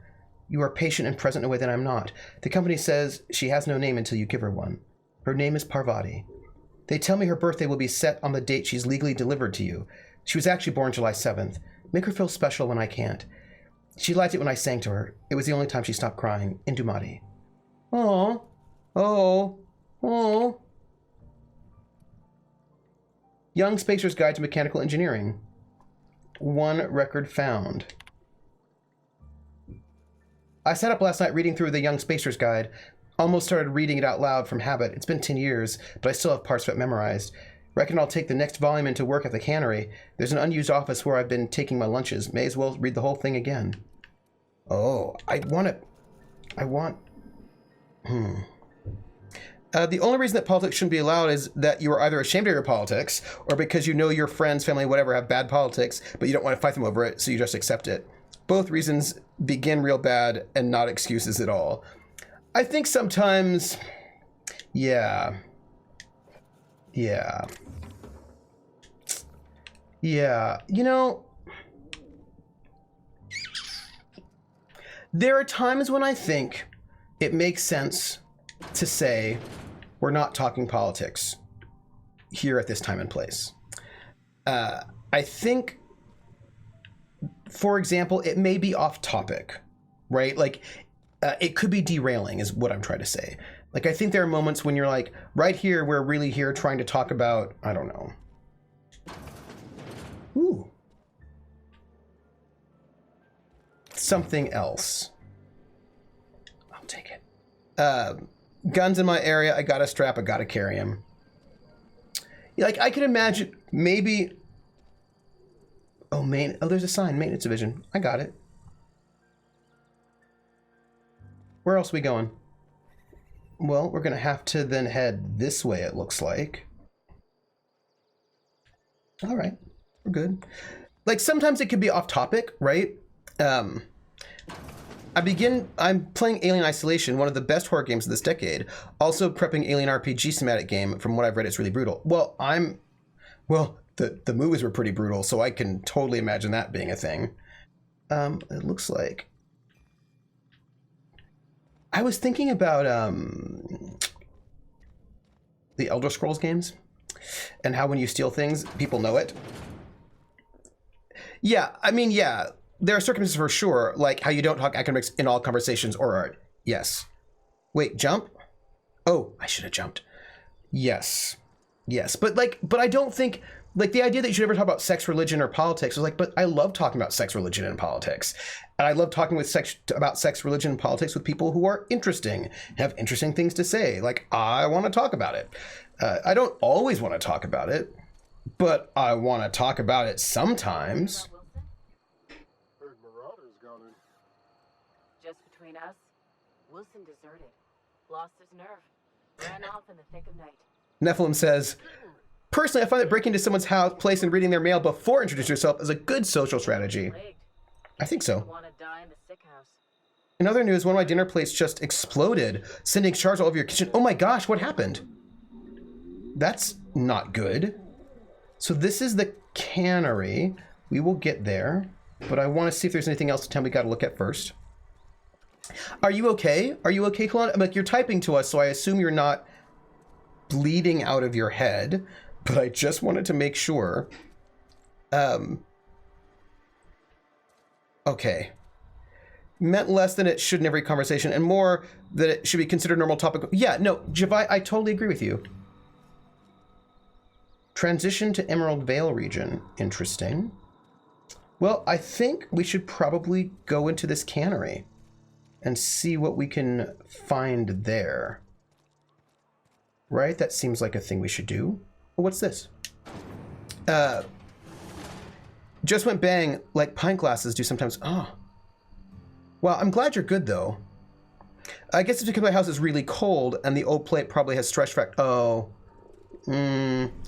Yeah. So we're in a place that might have things we can use to steal to damn the man. The cannery. Lost and found. Found one left hand severed at the wrist, some bone damage. People, this is our second unscheduled amputation in as many months. Please pay caution. Please exercise caution and safety around machinery. Maintenance fees will be deduced from your pay. This is... Wow. Wow. I will just note that this place is awful. Yeah. Yes, exactly. Toad. Dystopian AF. Oh, I discovered a vending machine, everybody.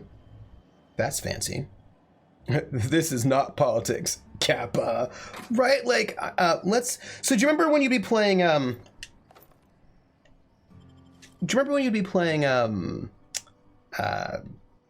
a lot of things I would like to hack into right now, but they clearly are not letting me, so that's awful. But do you remember when you're playing Elder Scrolls and you steal things? I mean, maybe you never stole things in the Elder Scrolls. I did, because I was playing a thief.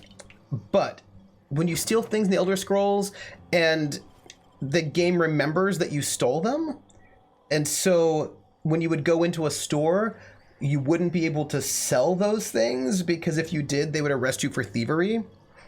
Do you remember that? And I was like, tell me you didn't play a Khajiit. No, I played a Dunmer. When I was playing Morrowind, I played a Dunmer. Ninwa! Die, fetcher! Oh, Kulan. Enwa! I really liked Morrowind. It's one, like, I thought that they did such a good job sort of culturally with that one. I did not play a Khajiit. I didn't. Don't worry, there's the thing. Ain't nothing wrong with this place you can't fix with a zap gun and larceny. I presume unauthorized hands found in company cookie jars get scheduled to be amputated? Probably. Okay, it's fine to be a filthy thief as long as you aren't perpetuating racial stereotypes. This is also fair. Yeah, if I were to be a Khajiit, I don't know. I was a Dunmer, and then I think I was a Bosmer? Dunmer in Morrowind, which was really interesting. And then I think in Oblivion, which I haven't finished, I think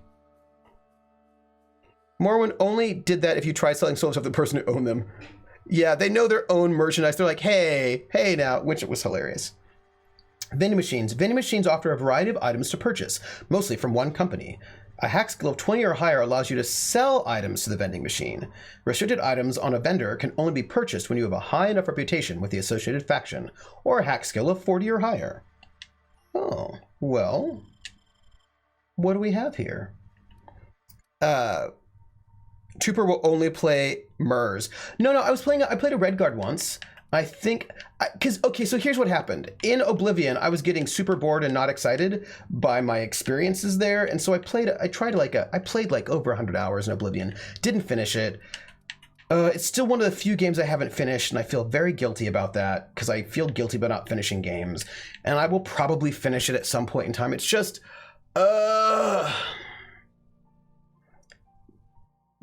Krellin is probably right. Hey, that's my copy of Vivek Sermons number 4. So here's a bunch of stuff. I don't think I need to buy anything right now because I don't really know what I would buy. I have a bunch of things I could sell, but I don't think I want to sell things right now either. Well, oh no, wait. I have some things I can sell. Hold on. Dehydrated water. No, there's like some necklaces I can probably sell that... Not weapons. Although, not armor. Not oh, I'm running out of space, my consumables, maybe. I think dehydrated water is super good. It's really good. Don't even worry about it. General. Mag pick, bypass, shunt, armor parts, weapon parts. Junk. Okay, I can sell these earrings.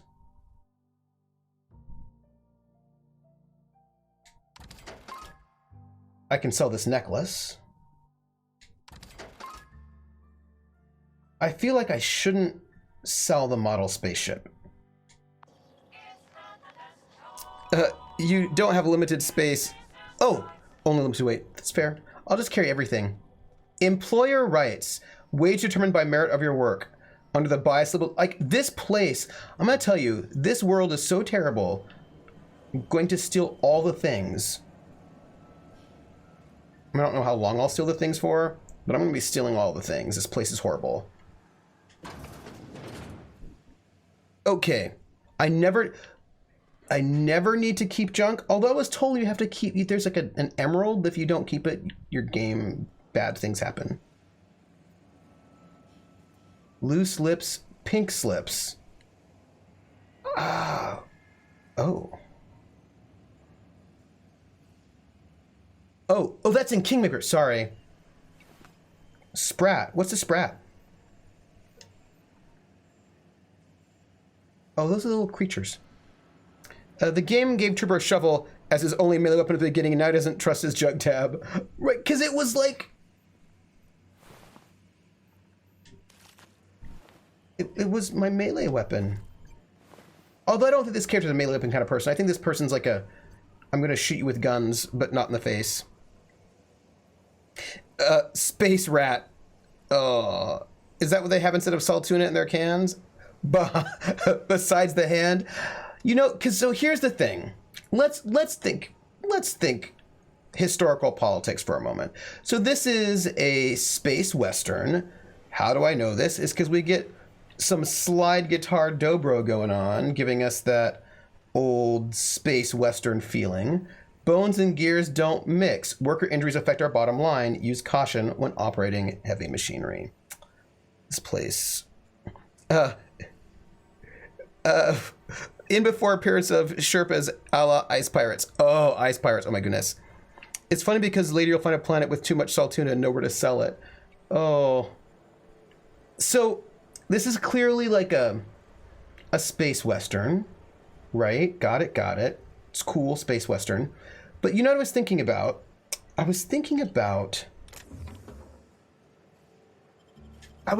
See, right there, do you hear it? There's a little slide guitar in there, letting you know we're in a western space. But here's what I was thinking. I was thinking that I'll just take that. It's fine. I was thinking... stop stealing everything. Kick me. No, I'm gonna steal this kick me sign. Oh. Hi. Are you gonna yell at me? What do you think you're doing? Oh. I just got yelled at. I'm gonna lie. Nothing? You're lucky I've already filled my quota. Your reputation with the faction has changed. If enemies are hostile, but your reputation isn't kill on sight, leaving for a few days will calm things down. Wait, what's my reputation? So, by the way, it turns out there are guards looking at me up here. My Spacer Stripes reputation is decreased, maybe? Hi, character. Character. Reputation. Oh. I got a little bit of negativity from the Spacer's Choice because they saw me stealing their stuff. But here's the thing. I don't like them. So... That's jump. I'm also gonna just steal this while I'm here. Oh, there's nothing there.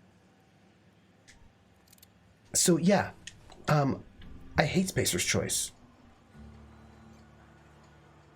Does anybody look? Where are you? Are you looking at me, anyone? I want to steal more things. I want to steal this, salt tuna. Because I might need it for something. And I'm just gonna take it. If I'm not being looked at. And then I think I've got a quest I can pick up over here while I'm here. All right. No worries, Ice Bunny, for freezing. You can get kill on sight and questing gets tough. Oh. Well, they shouldn't kill me on sight. That's rude. Is anybody looking at me right now? No? All right. So let's find this person we need to talk to. I think they're in here somewhere. Perhaps? In here? Oh. I'm not saying don't, just warning that there's an infection point with reputation. All right. What is this? Town leader. Oh. Hey, this will get me to the town leader, which is cool. But, oh. I can just talk to the town leader right now. I can do that. But, oh, look, there's the guard. There's the guard. What's up here? Before I just want to see what's happening. Taste the freedom. Spacer's Choice. What is this? Oh, pick up the guide to mechanical engineering. Do you want to just go talk to the boss already? But what about... But, sometimes you talk to people and that, shuts down your options. And then you get in trouble. I'm gonna... So, let me get the terminal. What do we have here? A notification. From the office of Reed Thompson, Outpost Administrator. Symptoms of infection have now reached a critical mass. I've instructed our staff to transform the old domicile into a sick house. This sounds bad. Plague is a reality of life on the frontier. And as spacers, we are expected to face up to reality. And the reality is that we do not carry enough medicine to treat all of you. Medical treatment is a privilege, not a right. We must strive every day to demonstrate our worthiness of that privilege. If you find yourself suffering the symptoms of an incipient plague, the best thing you can do for yourself and for your family is to don your jumpers and come to work. Work fortifies the spirit. Physical illness recapitulates spiritual weakness. Wow. Wow. Look, Trooper, this game doesn't do that. I bought the medicine to Aberthan and told him, nah, I bet I could get a better price twice, and then I was still able to give it to him after all. I don't like this guy, and I don't like this company. And hi. You the new worker? Whatever. Make it quick, Tenderfoot. I'm busy. Gravesite fees. I'm guessing you're the foreman. Foreman Granger. Mind those words don't come out of your mouth unless preceded by yes or right away or thank you. Okay. By the way, I'm doing quests, right? Shit.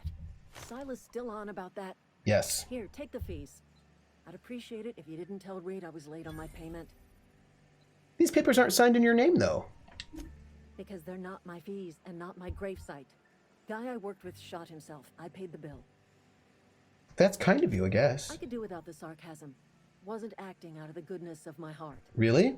Law requires delinquent gravesite fees to be paid by the deceased party's closest living relative, which meant me. Oh, gosh. However, Eugene was a good worker. You said this guy shot himself? Woke up one morning and put a round through his upper story. Can't imagine why. The kid was doing all right at his desk. We all thought he was an upstanding receptionist. This is a terrible place. Between the two of us, I'm pretty shocked his weapon didn't misfire. Spacer's Choice handguns aren't the most reliable. I will say it must be tough losing family. Eugene wasn't family. I thought you said you were his closest living relative.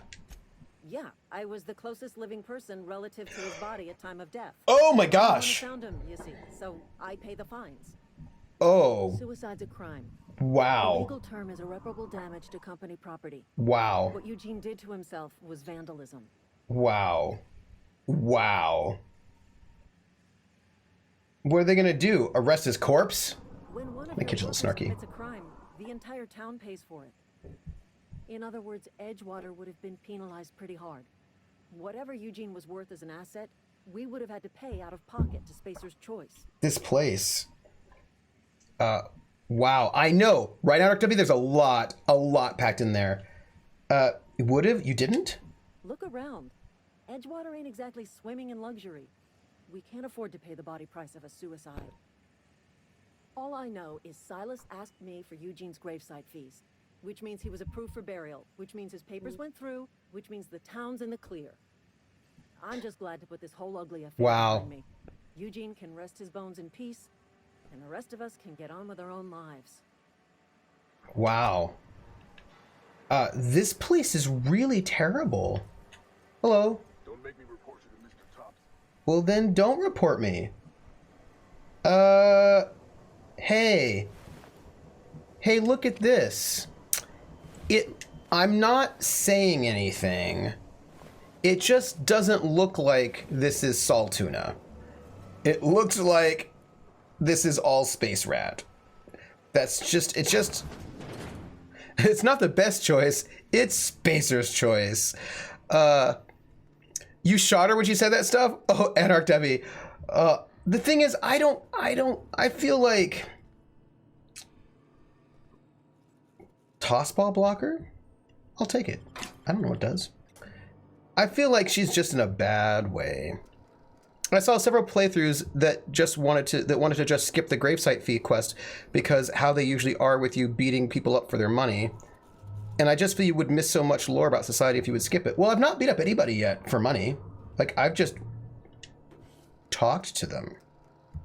And then they gave me stuff. The cannery. Oh, this is Foreman. All right. Welcome, Phyllis Granger. From Thompson.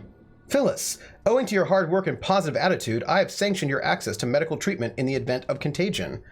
As you know, the company has not provided us with enough medicine to treat every worker. I wish I could treat every member of Spacer's Choice family who fell ill to this plague, but I cannot. Medical privileges are strictly merit-based. Please do not, under any circumstances, distribute your ration of medication to any other worker. We're all in this together. So bad. This is awful. I'm gonna hack this. So let's see what we have here. The password is Tenderfoot.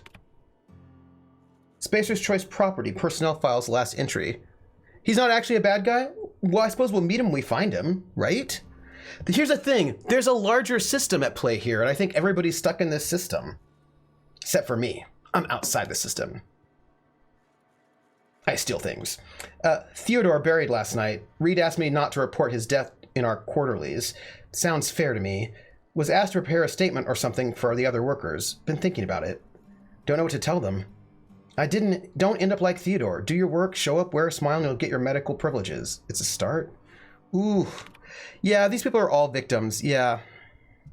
It's not about beating people to have them pay. People just assume it would be like that.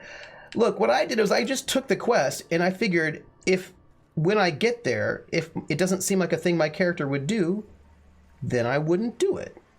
Do you know what I mean? Like, that's what I figure. I figure I'll just... I'll just take... And then there's one more thing I want to look at before I go into that elevator. And then we'll go up to the elevator and meet Thompson. There's a downstairs that I saw. Yeah, I mean, I just feel like I gather the quest, and maybe I don't like it, and then I don't do it. But maybe it's not a big deal, and then I do it.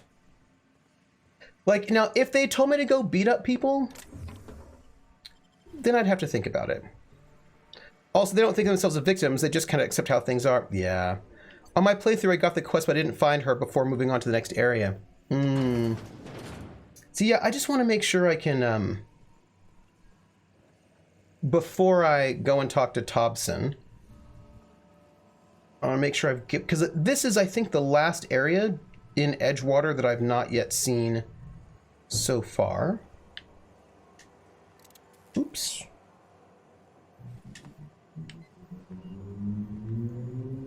On my playthrough, I got the quest, but couldn't find her. Yeah, found the other two. I think there's one more person I haven't gotten yet.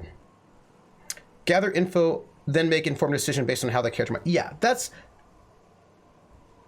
what I'm thinking, right? Just like, let's see what this is about. What is this? Pick up power regulator. Ooh. Apparently, I should not pick up the power regulator. Although I could, and then I'll get... Oh. I'm going to use this terminal. Hold on a second. Query, geothermal... Running self-examination. Help yourself to a refreshing tin of Spacer's Chaw while you wait. Power source. Spacer's Choice electrical transformer. Transformer status responsive. Power regulator responsive. Query. The Emerald Vale region is powered by Spacer's Choice Thermal Facility. Spacer's Choice is proud to bring the colonists of Halcyon moderately innovative technology at a reasonable price. Spacer's Choice, the best that you can afford. Disengage power. Unable to comply. The power regulator unit may not be disengaged while the transformer is active. Query. Transformer shutdown. Failure. Transformer shutdown protocols non-operational. Query. Shutdown protocols. In compliance with Spacer Choice engineering and development policies, shutdown protocols have been disabled on all transformers. This is to prevent illegal tampering, upgrading, or theft of proprietary technology. Warning, please avoid attempting to modify or tamper with Spacer's Choice electrical transformer while power is active. Doing so may lead to death, catastrophic injury, or irreparable damage to the transformer. Well, it looks like I can't just steal it, which seems unfair and biased, but it's fine. Yeah, I think my character is early to mid-20s. This is what I'm thinking. Early to mid-20s, hacker.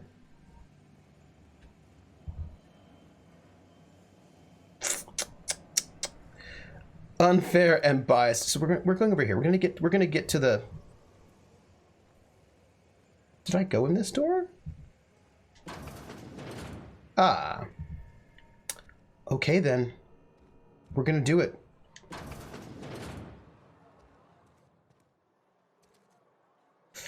All right. In we go, everybody. Oh. Here we go. So now there's one more person that I have to find for this quest. Oh, you know what I haven't done? I haven't done my wrist exercises. I should do that, but I don't have my tennis ball. Monkey, Argo? I'm sorry, Mr. Thompson, sir. You asked why it's taking so long to fix. The answer's technical. Don't apologize. Just try using small words for me. The cans bust open in the oven because she's set to cook saltuna, which isn't what we need. Mr. Thompson, I think there's someone here to see you. Focus, Miss Holcomb. You and I are still talking. Let's start over. Walk me through the process. Oh. Show me where it's going awry. Well, sure. It's I don't have a lot on of... account of what we're feeding into the mechanism. It puts food in cans. We have food, we have cans. Why won't it work like we need? She's expecting saltuna of a certain size. We're filling the cans with, well, not fish. I have a question, everybody. Whose voice is that? Do you know? That's Parvati. But whose voice is that? Also, it creeps me out how these guards are all masked and looking at me.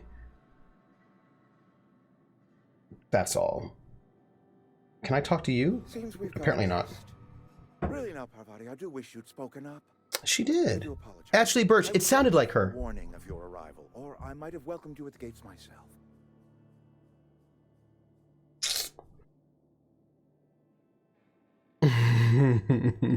Yeah. So yeah, Ashley Birch, because it sounded like her, right? That did. I do apologize. Okay. I'm Reed Thompson, Outpost Administrator. I cannot help but notice you are not in uniform. Yeah. I'll say I think you may have the wrong idea about me. I'll just say that. Rather than I don't work for Spacer's Choice. Because I feel like I think you made the wrong idea about me is a little bit open. Yes, so it dawns on me. Seems I allowed my excitement to run away with my wits. Been a few seasons since we've had a visitor pass through. My ship needs repairs. I'm looking for a power regulator. Only regulator we got is hooked up to the town transformer. Mr. Thompson ain't liable to be keen on dismantling it. I beg your pardon. I am most emphatically not keen on any such thing. I can't let you have our power regulator. But I happen to know of another one. And I happen to know exactly how you may retrieve it without frying yourself in the process. Let me guess. You want me to do something for you before you'll help me. My proposition benefits the both of us. Please, hear me out. All right. There's a power regulator in the old botanical lab. Mm-hmm. It's mostly abandoned, so all that power is being squandered. Fair. Go down to the geothermal plant. Reroute power from the botanical district over to us. Once their power's shut down, you can have their regulator and be along on your way. When you say mostly abandoned, what do you mean? I was not entirely sure how to tell you this. The botanical labs are not legally inhabited, but there are people who... Machine broke because space rats have normal bones, and that broke the machine. Yes. Toad says, I have a thing for wrist exercising where you wind a string around it, pull the string to get an internal gyro spinning, and then it provides axial resistance, but I lost the string. Oh, yeah, no, I'm doing these ones that my chiropractor, no, my physical therapist is having me do. And I just did the one I didn't need the football for, and then I'll just do the one that I need the football for, like in another 3 hours. At least that's why I think, yeah. You mean marauders? Oh, yeah. Marauders aren't people. I'm not going to say that. What a surprise. I never would have guessed. I don't think these people will take kindly to losing their power. No, I do not imagine they will be pleased. But like a parent disciplining an unruly child, you will be doing them a kindness. The people living in the botanical labs, they're deserters. Oh. Former workers. I need them back at their posts. I need them to come home. Wow. Oh, gosh. Why? Edgewater is struggling. We haven't hit our production quota in years. If we don't meet our quotas this year, the company might shut us down for good. I need those workers back at their stations. Okay, so this is what my little punk hacker would say. I've seen Edgewater. I don't blame these workers for walking out. Neither do I. The fault was entirely mine. I pushed them too hard. My hope is that by cutting off their power, you will convince those deserters to come back to town. Before you go to the plant, I want you to stop by the botanical lab. Speak to their leader, Adelaide. Tell her the power's about to go, and that it's time her band of deserters came back to town. How will I recognize this Adelaide? Adelaide's older than the other deserters. I don't know about this. Dignified, kindly. From what I understand, her camp looks to her for leadership. Oh, what if Adelaide doesn't want to come back? I'm going to ask that. That is not a hypothetical I enjoy entertaining. We need Adelaide. Different Adelaide, Krellin. Nonetheless, I will settle for the return of her followers. We belong to one community, the Spacer's Choice family. If we dissolve into factions, then we will all perish separately. Adelaide will understand that. I don't know. I can't make any promises. Of course, I understand completely. Here, let me give you the passcode to the geothermal plant. A sign of good faith for so politely listening to me as I ramble on. Are you setting off for the Vale? Yeah. Because I know my way around. I mean, in case you want a guide. That is Ashley Birch. I mean, if that's all right with you, Mr. Thompson. Sir. I hesitate to part ways with Miss Holcomb, but I cannot deny that she is... I don't know. And may prove useful to you. Sure. I could use the company. Great. I got my wrenches and diagnosticators and hairpins and engine tape, so I'm all set. Well, I am glad to hear that. Best of luck to you. I don't know about this mission. It is a lot to ask of a stranger, I know. Well, let's get going. Oh, hey, I got a companion. People, I am very... I hope so, because right now I'm like, I don't know. That's my feeling. My feeling is, that's where I'm at, right? So I'm not, that's why I said I'm not going to promise anything, because I don't know. Do you know what I mean? Like, it seems like a Trooper Trust. I was super surprised at the end to this area. The end you got. Well, I mean, all right. Also, I'm glad she's a companion. It would have been a waste to get Ashley Birch to just like voice like a couple of lines for a character we never see again. That would be a waste. See the C&P new manager seminar. Companions. You've gained a companion. They are characters that join you in your adventures and help in a variety of ways. Companions provide combat support. Their skills enhance your skills. They increase your carrying capacity. You can unlock special companion combat abilities with the Inspiration skill. Learn more about your companions in the Companion Ledger. Thanks. Some people may require completing another quest before they will assist you. You can check your quest log for dependencies. Oh, hey, I've got new things. Oh, I'm going to just talk to him one more time. My offer remains standing should you reconsider. I wanted to talk to you about something. Go ahead.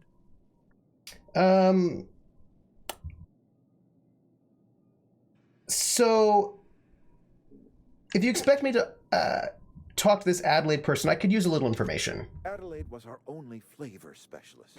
We are a Saltuna canning institution. Saltuna without flavor is like a cysty pig without tumors, borderline inedible. Oh, don't you people eat anything other than Saltuna? Word up to me, friend. I'd stack our larders with Saltuna galore. No other brand of Saltuna adds as much vim or vigor to the body's humors.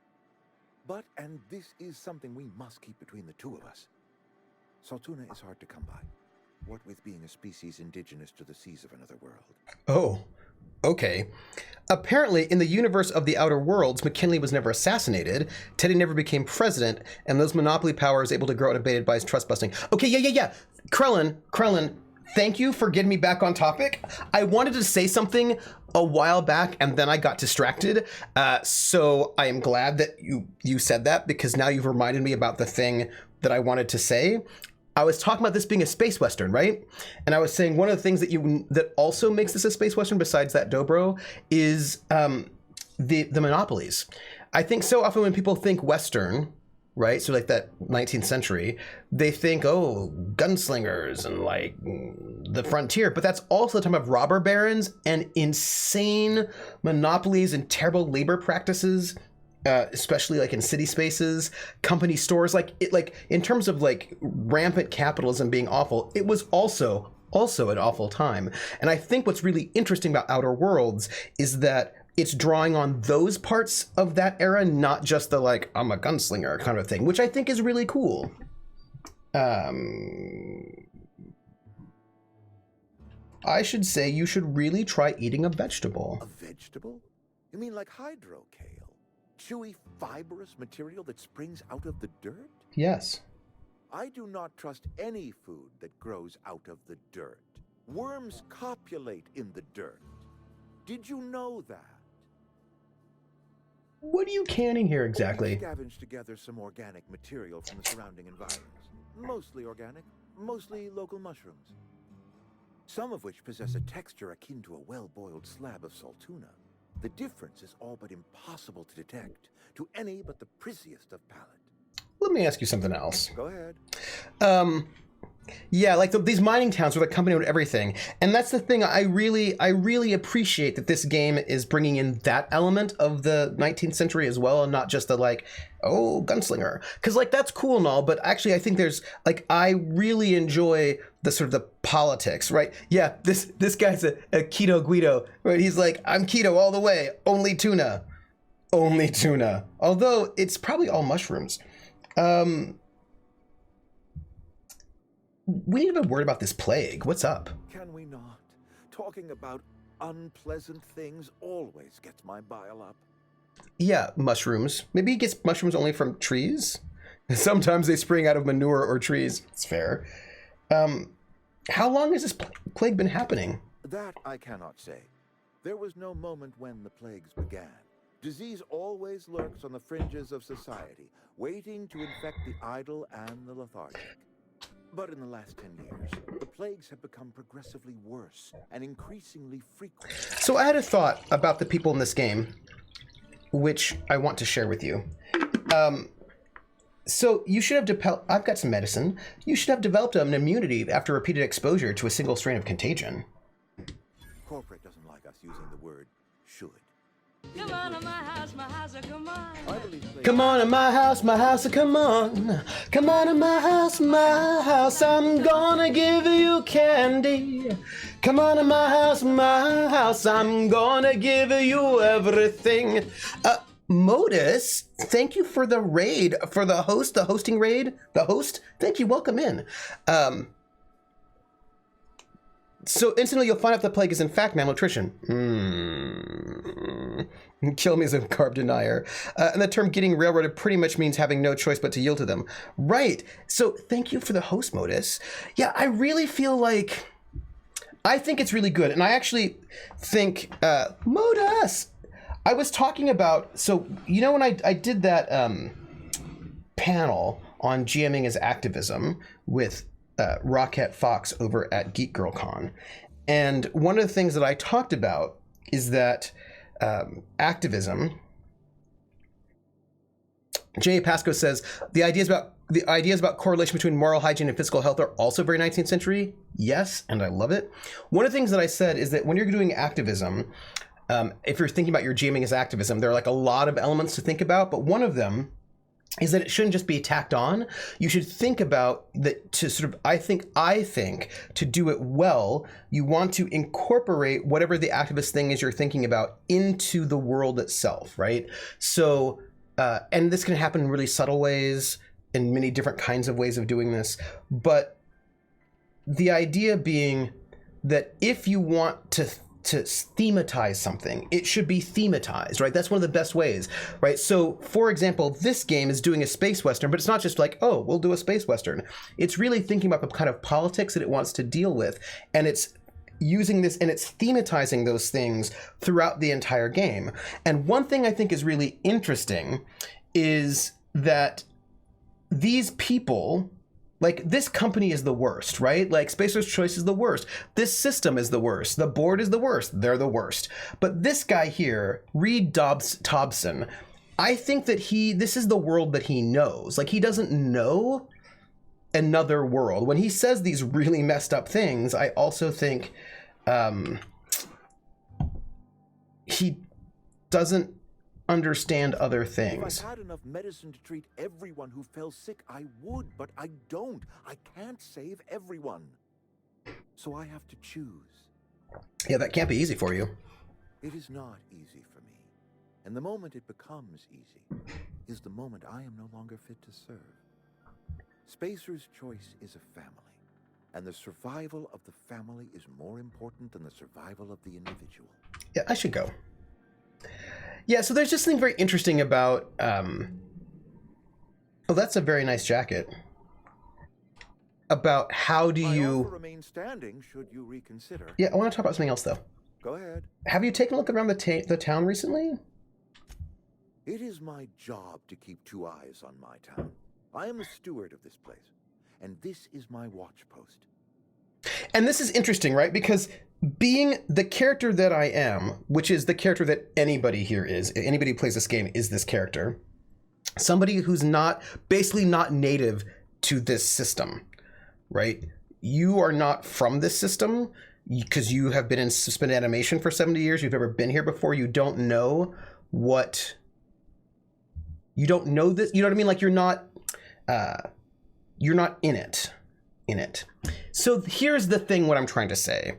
Do you know, like, hegemony is like Palmolive, you know, when you're soaking in it, you don't realize you're in it, but sometimes it takes an outsider to be able to see the seams of the system. And so my character may have thoughts and feelings, but I, as a player, recognize that my character has a certain privilege of being an outsider that the people inside don't have. So they can't see certain things that my character can see because they were born and raised in this space. Javai says, like, he seems like a fairly stand-up boss, just a real messed up system. And it's not like he's likely to personally benefit at all from anything going on, really. Yeah. How long have you worked here? I'm trying to remember, 25 years, 26. When you get to my age, the years just rush by. You stop counting altogether. How old are you? I remember looking out this window and seeing the veils spread out from horizon to horizon. We were a sprawling town. We were booming. Times change, people change, but the veil will always be here. Spacer's Choice will always be here. Our work won't ever end. I take comfort in that. You question it, they don't. But that's the thing. Hello, Atomica! But here's the thing. When you're outside of a system, you can question it because you can see it, right? And I think about this a lot with, say, gender, or I think about this a lot with gender, right? So gender norms and also relationship protocol. Like, there are all these things that people think,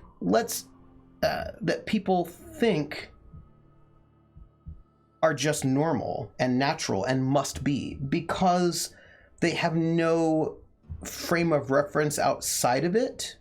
If you have no outside frame of reference, it's really hard to question something.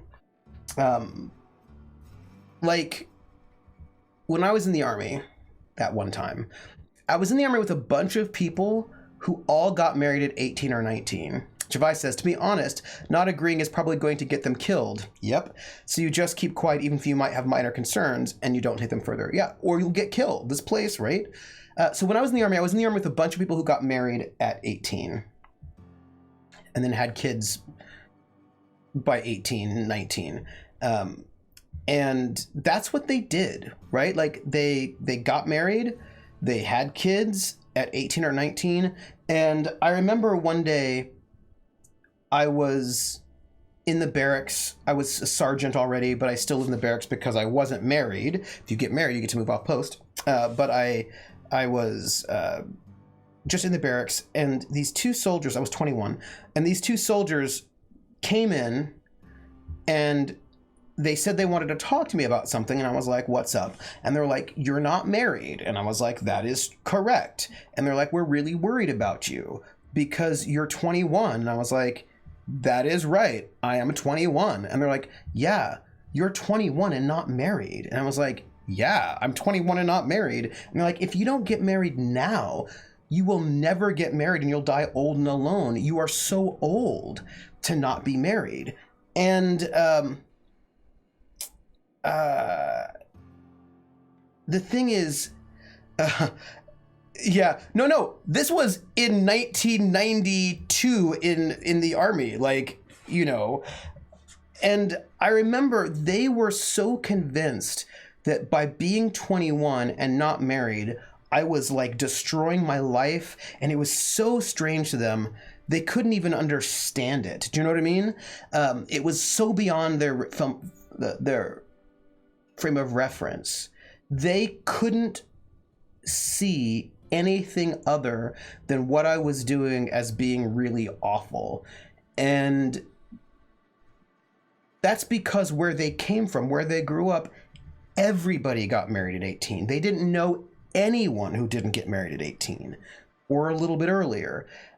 It was inconceivable to them that that could be a thing that even worked. I, however, did not grow up where they grew up. I grew up in San Francisco, where nobody I knew got married at 18. Everybody waited till later. So I could see outside of the system of compulsory marriage, also because I was queer and gay marriage was illegal, so I wasn't getting married anyway. Although I was proposed to for a fake marriage, and to like, because if you do fake marriages, then people won't think that you're queer. And I was offered a fake marriage, and I thought about it, but I was like, I'm getting out of the Army. If I were going to stay in the Army, maybe I'd do a fake marriage, but I'm getting out of the Army, so like, you know what I mean? Yeah. Toad. 21 makes more sense, but one amuses me more than it should. That's fair. This is the BS I was growing up with. Right. This explains Logan's Run a bit more, doesn't it? It does. More proof, Trooper is a sex spy. So yeah, it's just one of those things where because I was queer, I could see outside of a lot of frames. Do you know what I mean? And but if you're only in that frame, if you've grown up in it, you can't. It is really hard to see outside of a framework if that's the only thing you've ever known.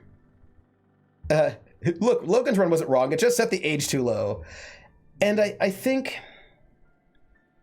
that's the thing, right? That I think that it's really hard to see outside of your frame of reference if you've never, ever experienced anything outside of it. And the entire society is reinforcing that frame of reference. If the entire society tells you that boys are not allowed to cry, and then when you do cry, you're punished for it, and people like treat you weirdly, then it's going to be, then it makes sense that there are a lot of boys who are like, oh no, I don't cry. Like, I can't cry. I don't even know how to cry. And that it's not normal for boys to cry. It's unnatural or it's unhealthy and you shouldn't do it because you don't know anything else. And and everything is reinforcing that idea. It's not cool, but I also think it's not necessarily fair to treat someone who's only been in that frame of reference like they're stupid or they're bad because they have not had the opportunity to yet see outside of that frame of reference. That's all. I think I could because I had the guy feeling they are wrong. That's one of the things I wondered about South Africa, for example. It's not possible that every South African was a monster, but how did they accept what was going on? Well, apartheid helps, right? If you are living in a system where the races are kept apart and you are white and you're living in Johannesburg and you never see black people or you only see them at work and you never see what their houses look like because you never go to a township because that's illegal, then you can't see what the circumstances are that they're living in. Do you know what I mean? So like the Halcyon colony suffers from toxic corporaticity. Corporaticity. Yes.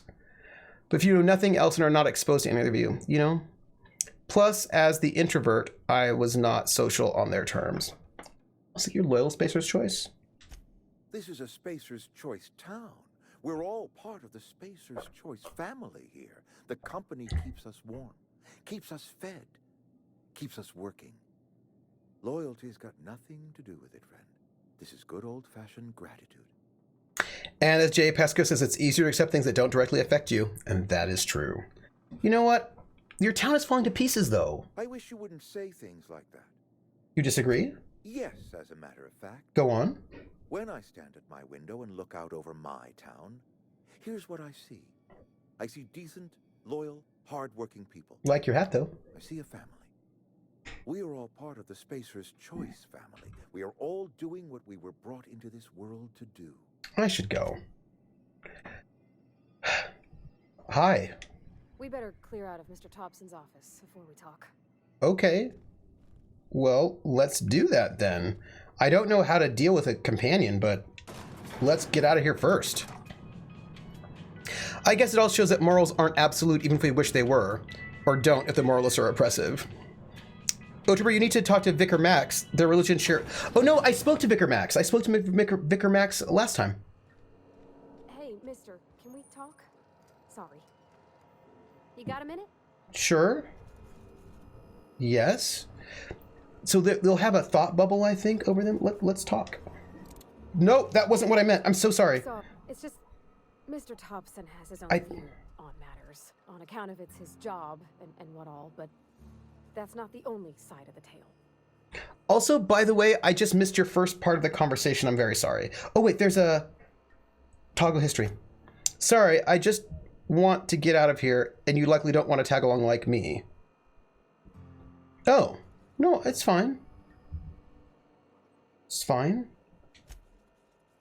I didn't mean to threaten you. This is about the deserters? So what's the other side of it? To Mr. Thompson, a person's a gear. It does its job quiet-like. If it squeaks or stutters, it gets replaced. The deserters are decent folk. I knew some of them before they left.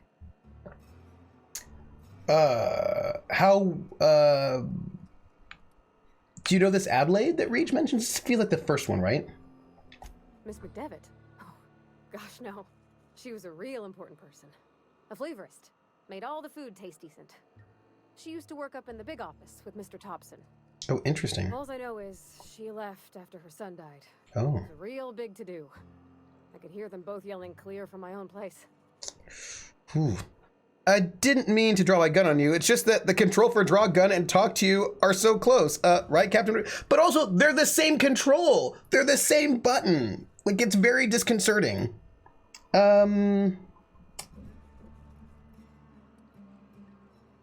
Wait, you can't leave it at that.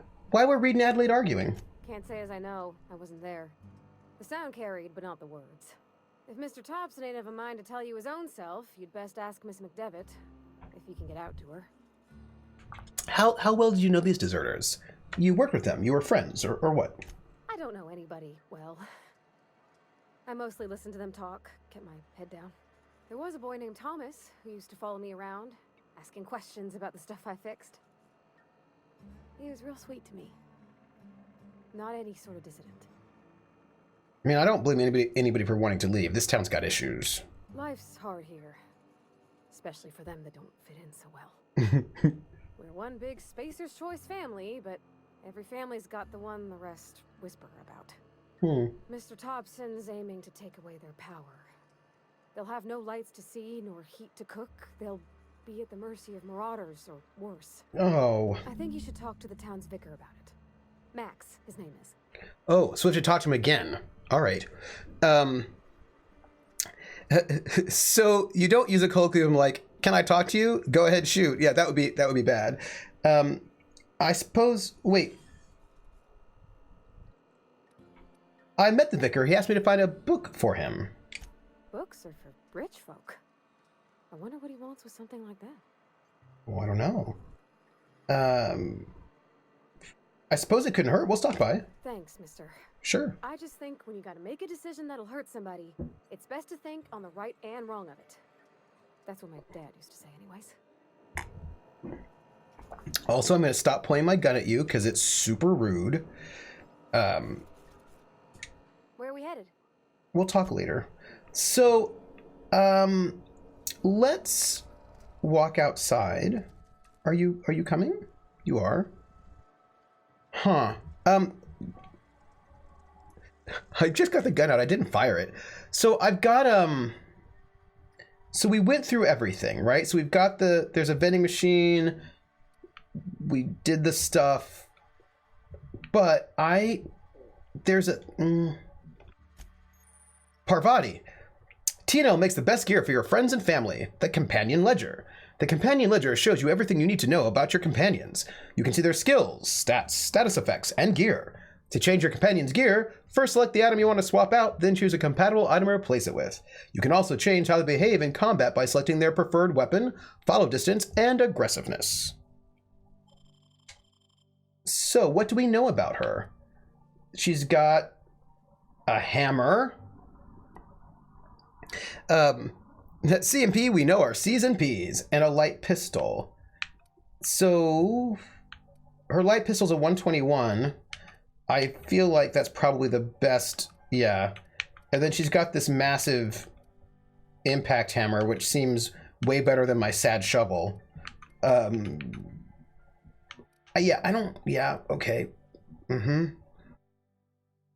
You need to buy more sing-song, you need to be more sing-song with these company slogans. You're right, all right.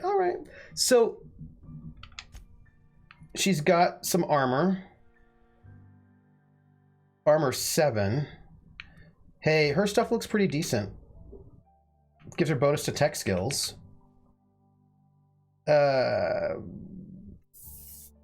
If I do this, that's great. So what is, oh, she has no perks available. But what does she do? Support engineering. She's like an jazz hands. Nice. All right, what does she do? What do we know about her? If you ever... Oh. Wait, I just put a helmet on her. Can't I take a helmet off?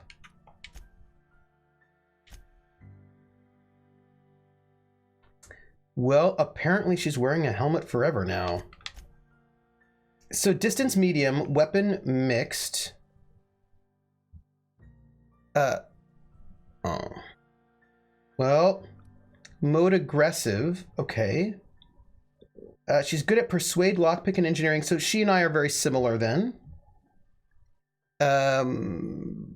Welded at the collar. That's terrible. That's what happens. On your skills, when a skill has a number in parentheses next to it, the bonus comes from a companion. I think I've hid. She's level 2. All right. So I suppose.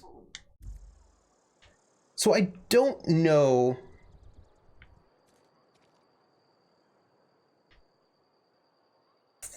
So let's go talk to the vicar. But I don't know. I've got a question. Like let's see. What are these? These are 3 commands, and I don't know what they are. And I'm going to go to settings because that will tell me what they are. Controls. Button layout. So companion attack, companion special ability, companion move, or hold to follow. When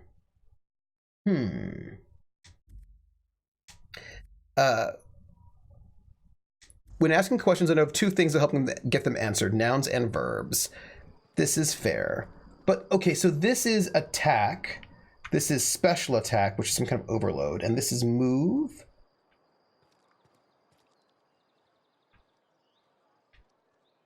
Be right there. All right, I'm on the move. Oh, I see what's happening. You will move to where I see how that works. Okay, I got it. Heading back. I got it. The two over there. Other two are go over there and follow me. So it looks like the top one is just a regular attack. I've got a question. No, you're right. That doesn't help. That was vague. Nouns and verbs. This is true. I was just trying to figure out what those commands were. Hello. No, so sorry. I don't want to shoot at you. I just want to talk to you. Any progress on that matter we discussed? Ah, Miss Holcomb. How rare to see you out. And with a complete stranger. Curious. This here's Vicar DeSoto. He's always offering spiritual counsel to those that need it. I know that. We've met. For the kind assessment, Miss Holcomb. I admit, I've been quite interested to make our outsider's acquaintance. I like the fabric on this guy's coat too. It's really good. I haven't found your book yet, though. Please get it. That's fine, but I had something I wanted to ask you. What would you like to discuss? Parvati wanted to talk to you about what Reed asked us to do. So, Krillin, you had a coworker who did this all the time, who pulled out a gun whenever he wanted to talk to you, and you're like, put the gun down. What? I thought you would talk to him. You wanted to speak to me, Ms. Holcomb? Yeah. Every time I've tried to engage you in conversation, you look at the floor, answer in single words, and slink away. I can't imagine what would be so grave as to drive her to my mission. What has Mr. Thompson asked you to do? That does sound, yeah. Skexy says that your work environment sounded hostile when people will just pull out guns whenever they want to try to talk to you. Cut off the power to Adelaide's deserters. Depriving them of safety from the marauders and wildlife. I can see why that troubles you. Miss Holcomb has a soft heart. Always has, if you believe the talk. What do you think about Adelaide's group, Vicar? They rejected the order of society and live beyond the walls so thoughtfully provided by our Spacer's Choice patrons. Does that strike you as a responsible life choice? I do not have the intelligence enough to make that comment. Well, it was an equip that I was working in Texas, but I've never actually worked in Texas. All my exes live in Texas. They don't. What do you advise? Assuming your goal is to save as many as possible, then you should bring everyone together. Send the power to Edgewater and convince the deserters to return to the fold. Is that even possible? Right. Just talk everybody to coming together. I'll keep that in mind. It sounds like I've got my work cut out for me. Thank you for your time. It's been a waste of time. Let's say, is that even possible? Not if things are left to stand as they are.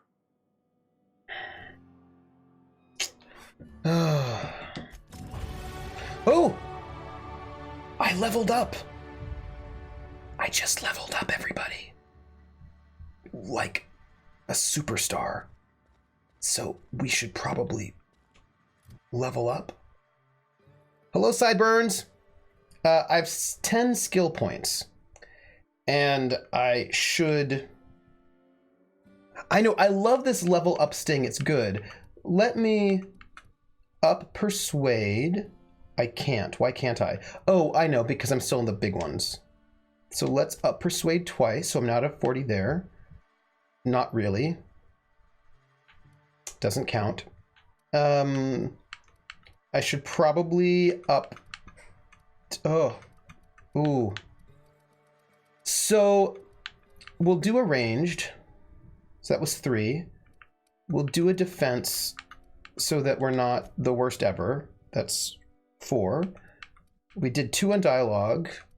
Let's do tech twice because, right.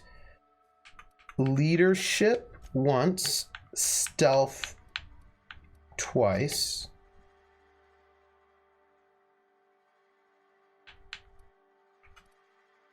And then dialogue one more time. Because I feel like we're sort of dialogue heavy. Dialogue heavy, but then we got some tech. We stealth a little bit because we steal things. And we'll up our leadership as time goes on. I'm not spending any time on this melee one-handed. I should, but I won't. And I need to get better at guns, but it's fine. Oh, wait, back. Apply. Wait. No, I'm paranoid. All right, let's go Dialogue 3. That's my main thing. Tech 2. Stealth 2. Because those are things I deal with most. I just met Harlow and his canid Marlowe. Add 1 to leadership. And...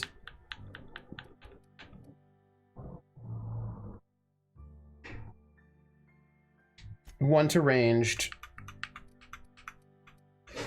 1 to defense. Yeah, that's it. I forgot how you do block. Okay. So, we've got to deal with this power situation. I've got to collect...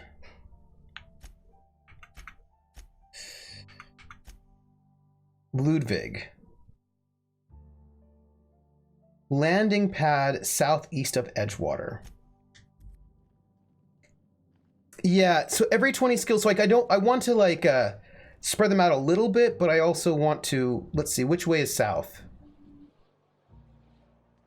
This way is south. So I want to spread them out a little bit, but I don't want to get too broad. So I want to sort of keep going with, I think, tech and talk. Hey, look. Fungus. Fungus among us.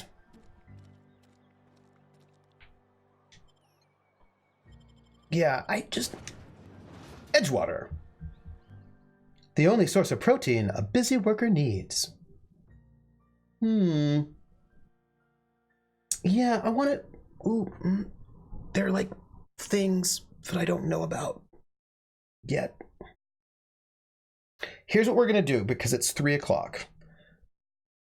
We're going to go to that last person that needs, for the gravesite things, and then we will find out where we're at. So there's a landing pad. Oh, this is so pretty. Hello, Corporate Trooper. Not today. Just helping this fella. Oh, she talks to people like, that's nice. So there's apparently a landing strip that is probably this way, but I don't know where it is.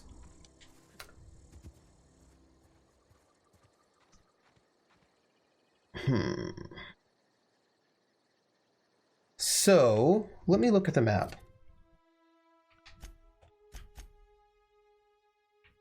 What is this here? Landing site. Oh, I think I need to go here. I think that's where I need to go. Sorry, we're gonna go and do that. And then we'll call it. I don't know, let me see. Journal, quest. Fistful of digits. Ooh. Grave matter. Set active.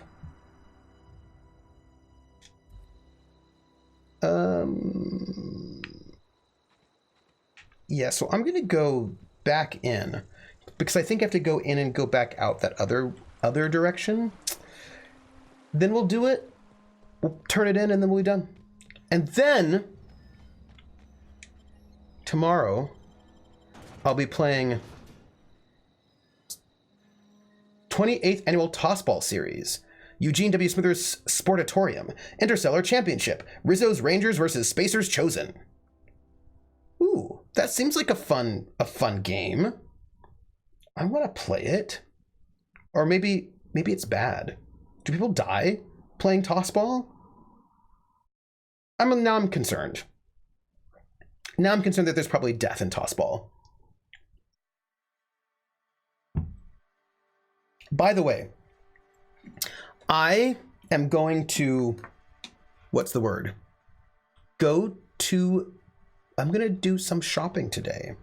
Probably not a lot of shopping. Oh, I'm not going to be able to do any shopping on, yeah, I should probably do shopping today because I can't do any. tomorrow, because tomorrow I'm doing 2 RPGs. I think this is our way out. Oop. Just Manta Queen examined. Oh, what? Melee weapon modifications can improve swing speed, change the damage type, or even make your weapons more durable. I went shopping today, but I forgot stuff, so I probably need to go back up on Monday. Yeah, I just need to go like pick up my medication from the pharmacy, and I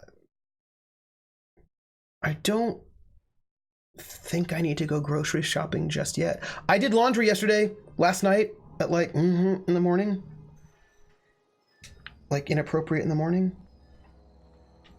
Really inappropriate in the morning. But I did it. I mean, hey, look, those flowers are beautiful. Right? Like, look at those flowers. Those are so pretty. Hello, landing pad. Hi. When I was little, we'd get freighters in every Sunday noon. Now they only come but once a month. I love the wind here. Your town is dying. Thank the law.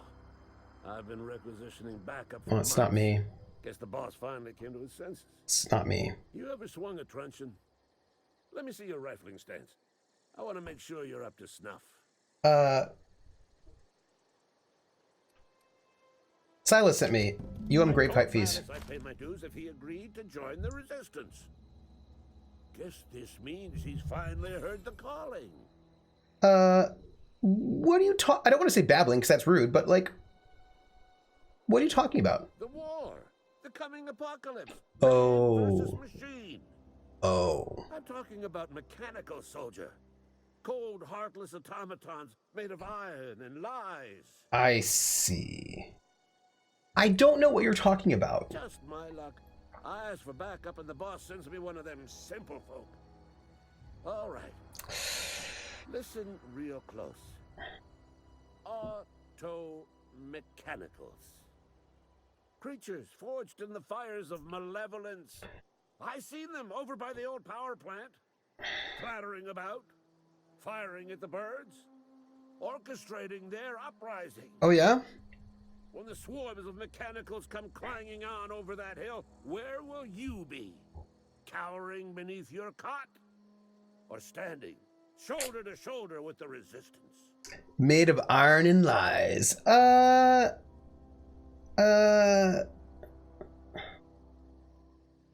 feel like, sure, if your resistance needs another gun, I can say it. Doesn't mean it's true, but I'll say it. I've been gathering up a war chest over the years. So tuna cans, mostly. Some Spacer's chaw. Few bit cards. I'll reward you for your aid. You know what? I could convince him to give me money, but I feel like I'm not going to ask him for that. I'm going to let him do his old thing. They have sent a scout, prowling around the junkyard just behind our beloved town. This scout must not be permitted to return to its base of operations. Cross it off, then report back. If I'm going after this mechanical scout, I could use a couple of pointers. Mechanical's got a weak spot in their midsections. Oh. I think the technical term is, the blue glowy square thing. All right, I got a question for you. What do you do here? I'm Ludwig Miller, Associate Security Officer for Transportation. You might not be wrong. Officially, unofficially, strictly between you and me, I am the only thing standing between Edgewater and total annihilation. Okay, I got a question for you. What do you have against mechanicals? You ever seen the way a mechanical just stands there? Just looking at you, scanning you with its murderous oculars. Oh, I'm pretty sure that's what they're programmed to do. Mechanicals have been programmed to eliminate the human race. Have they? They've been programmed to replace us. Hmm. First, they will rob us of our jobs. And once they have taken away our livelihoods, they will take away our very lives. I'll let you be. I don't know what's going on with that, hey, Parvati. I don't know what's going on with that whole situation there, but, you know, I'll, look into it. Not making any promises, though. Like, I'm not making any promises. Ooh,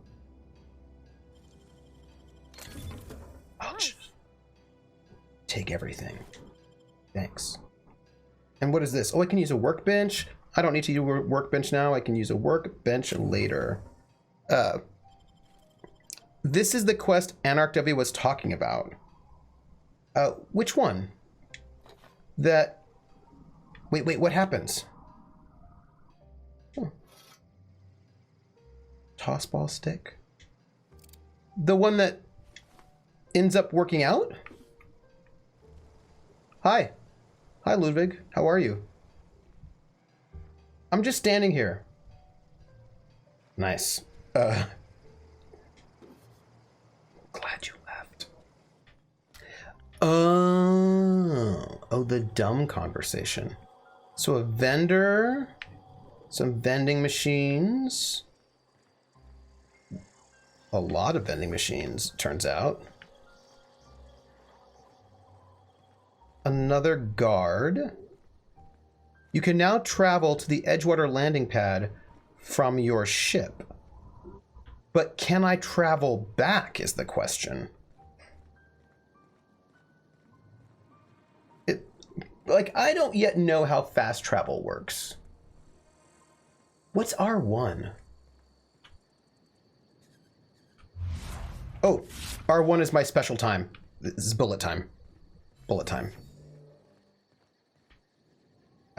I didn't know. If you're not near enemies, you can fast travel to spots on the map.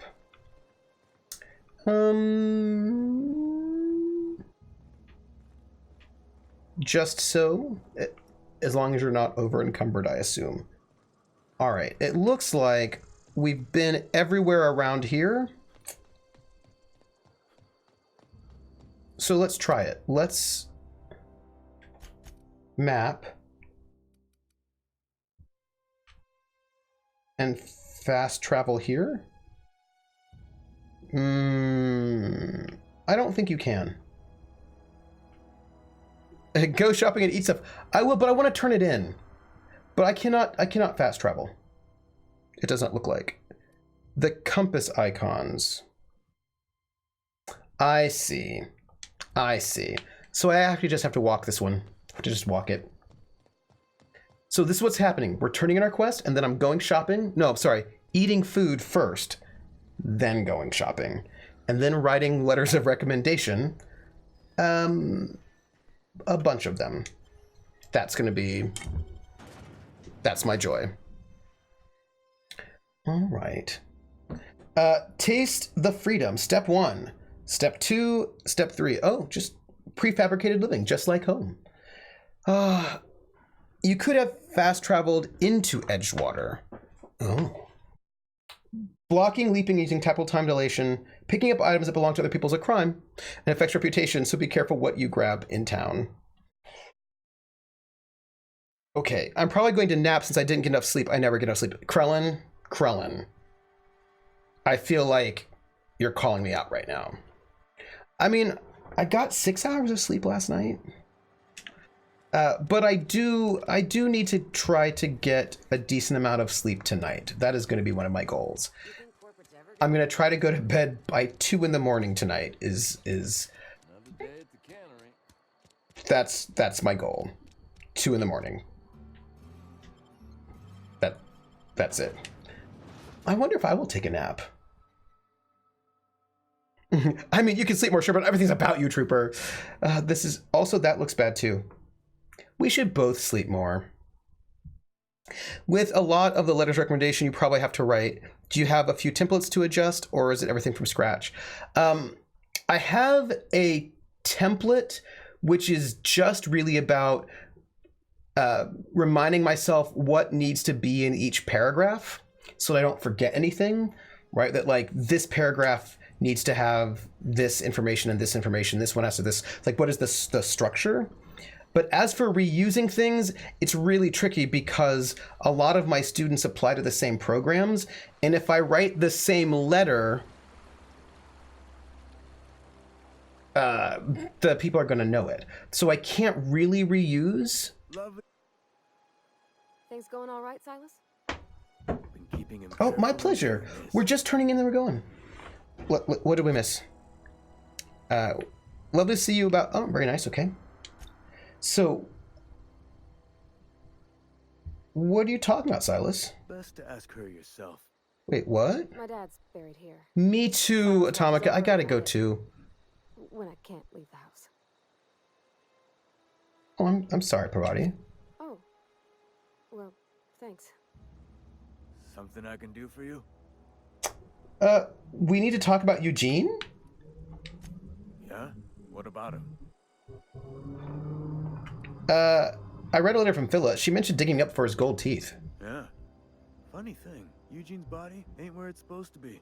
The night we was supposed to commend his body to the earth, I had his grave all dug up and ready, right? And so I thought, I'll just rest my eyes a bit. See you later, When I Atomica. woke up, his body was gone. Spirited away. Vanished.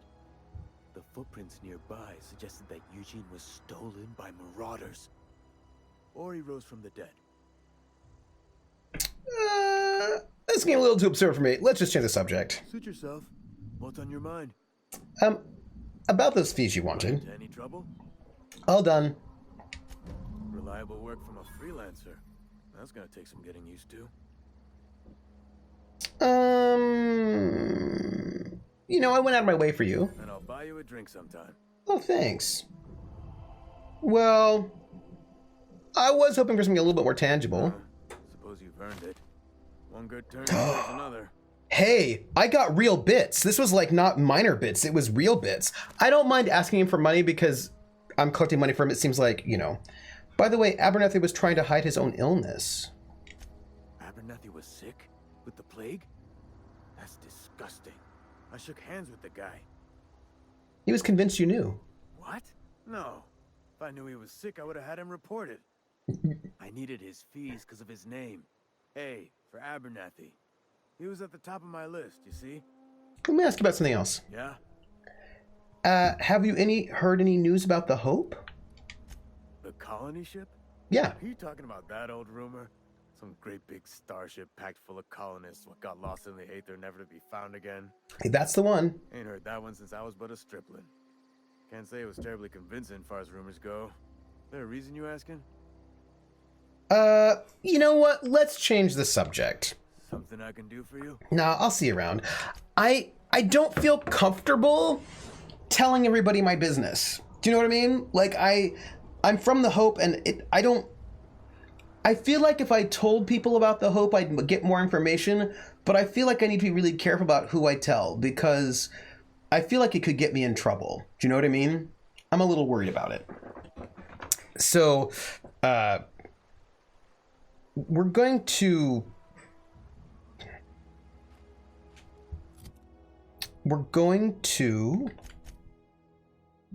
is this my ship? Yeah. Why don't we I didn't tell people about it either. Oh, I see. You don't want to tell people your business, but you have no problem getting up in their business and stealing their things and reading their diaries before you ever met them. Well, yeah. Hey, Magic Myth Mayhem, Triple M.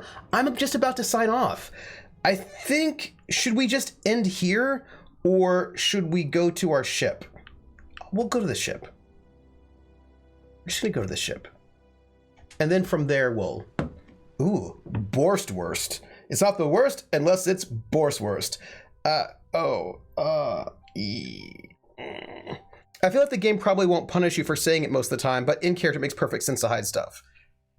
Melty Pig makes me sad. Poor Melty Pig. Poor Melty Pig. Speaking of pig. Pork. Pork. So this is the landing site. I'm just going to go into the ship and then call it. Cis pigs are neat. They grow meat tumors that naturally ripe and fall off so you don't have to butcher them for their bacon. Really? Well, that's interesting. Okay. I'm now in the ship with Parvati. And now I can quit the game. Saving.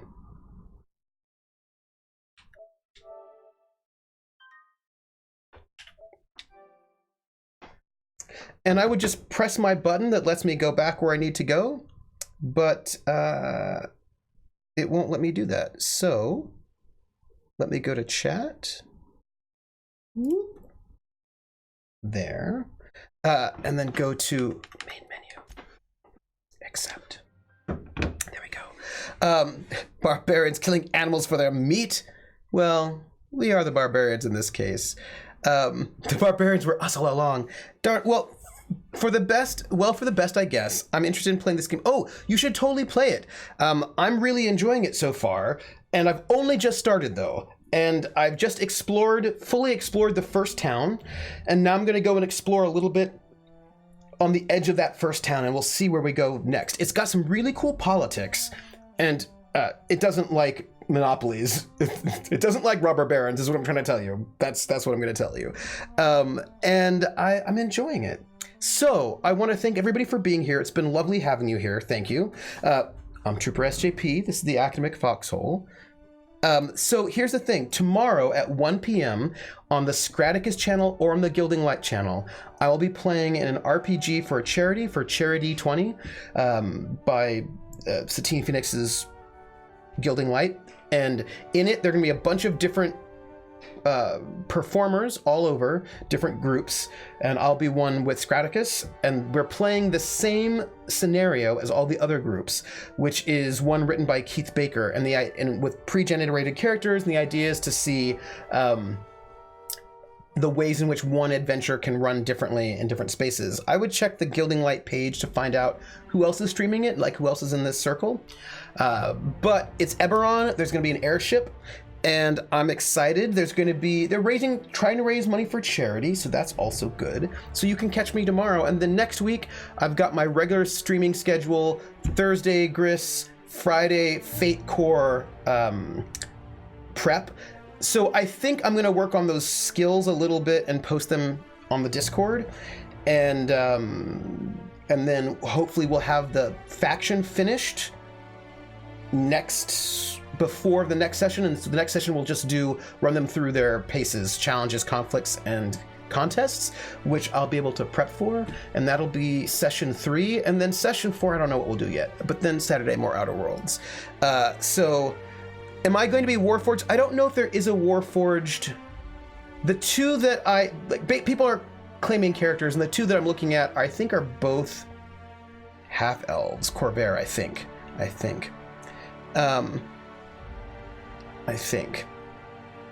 You'll wait waiting a few years until the price drops is never a bad thing.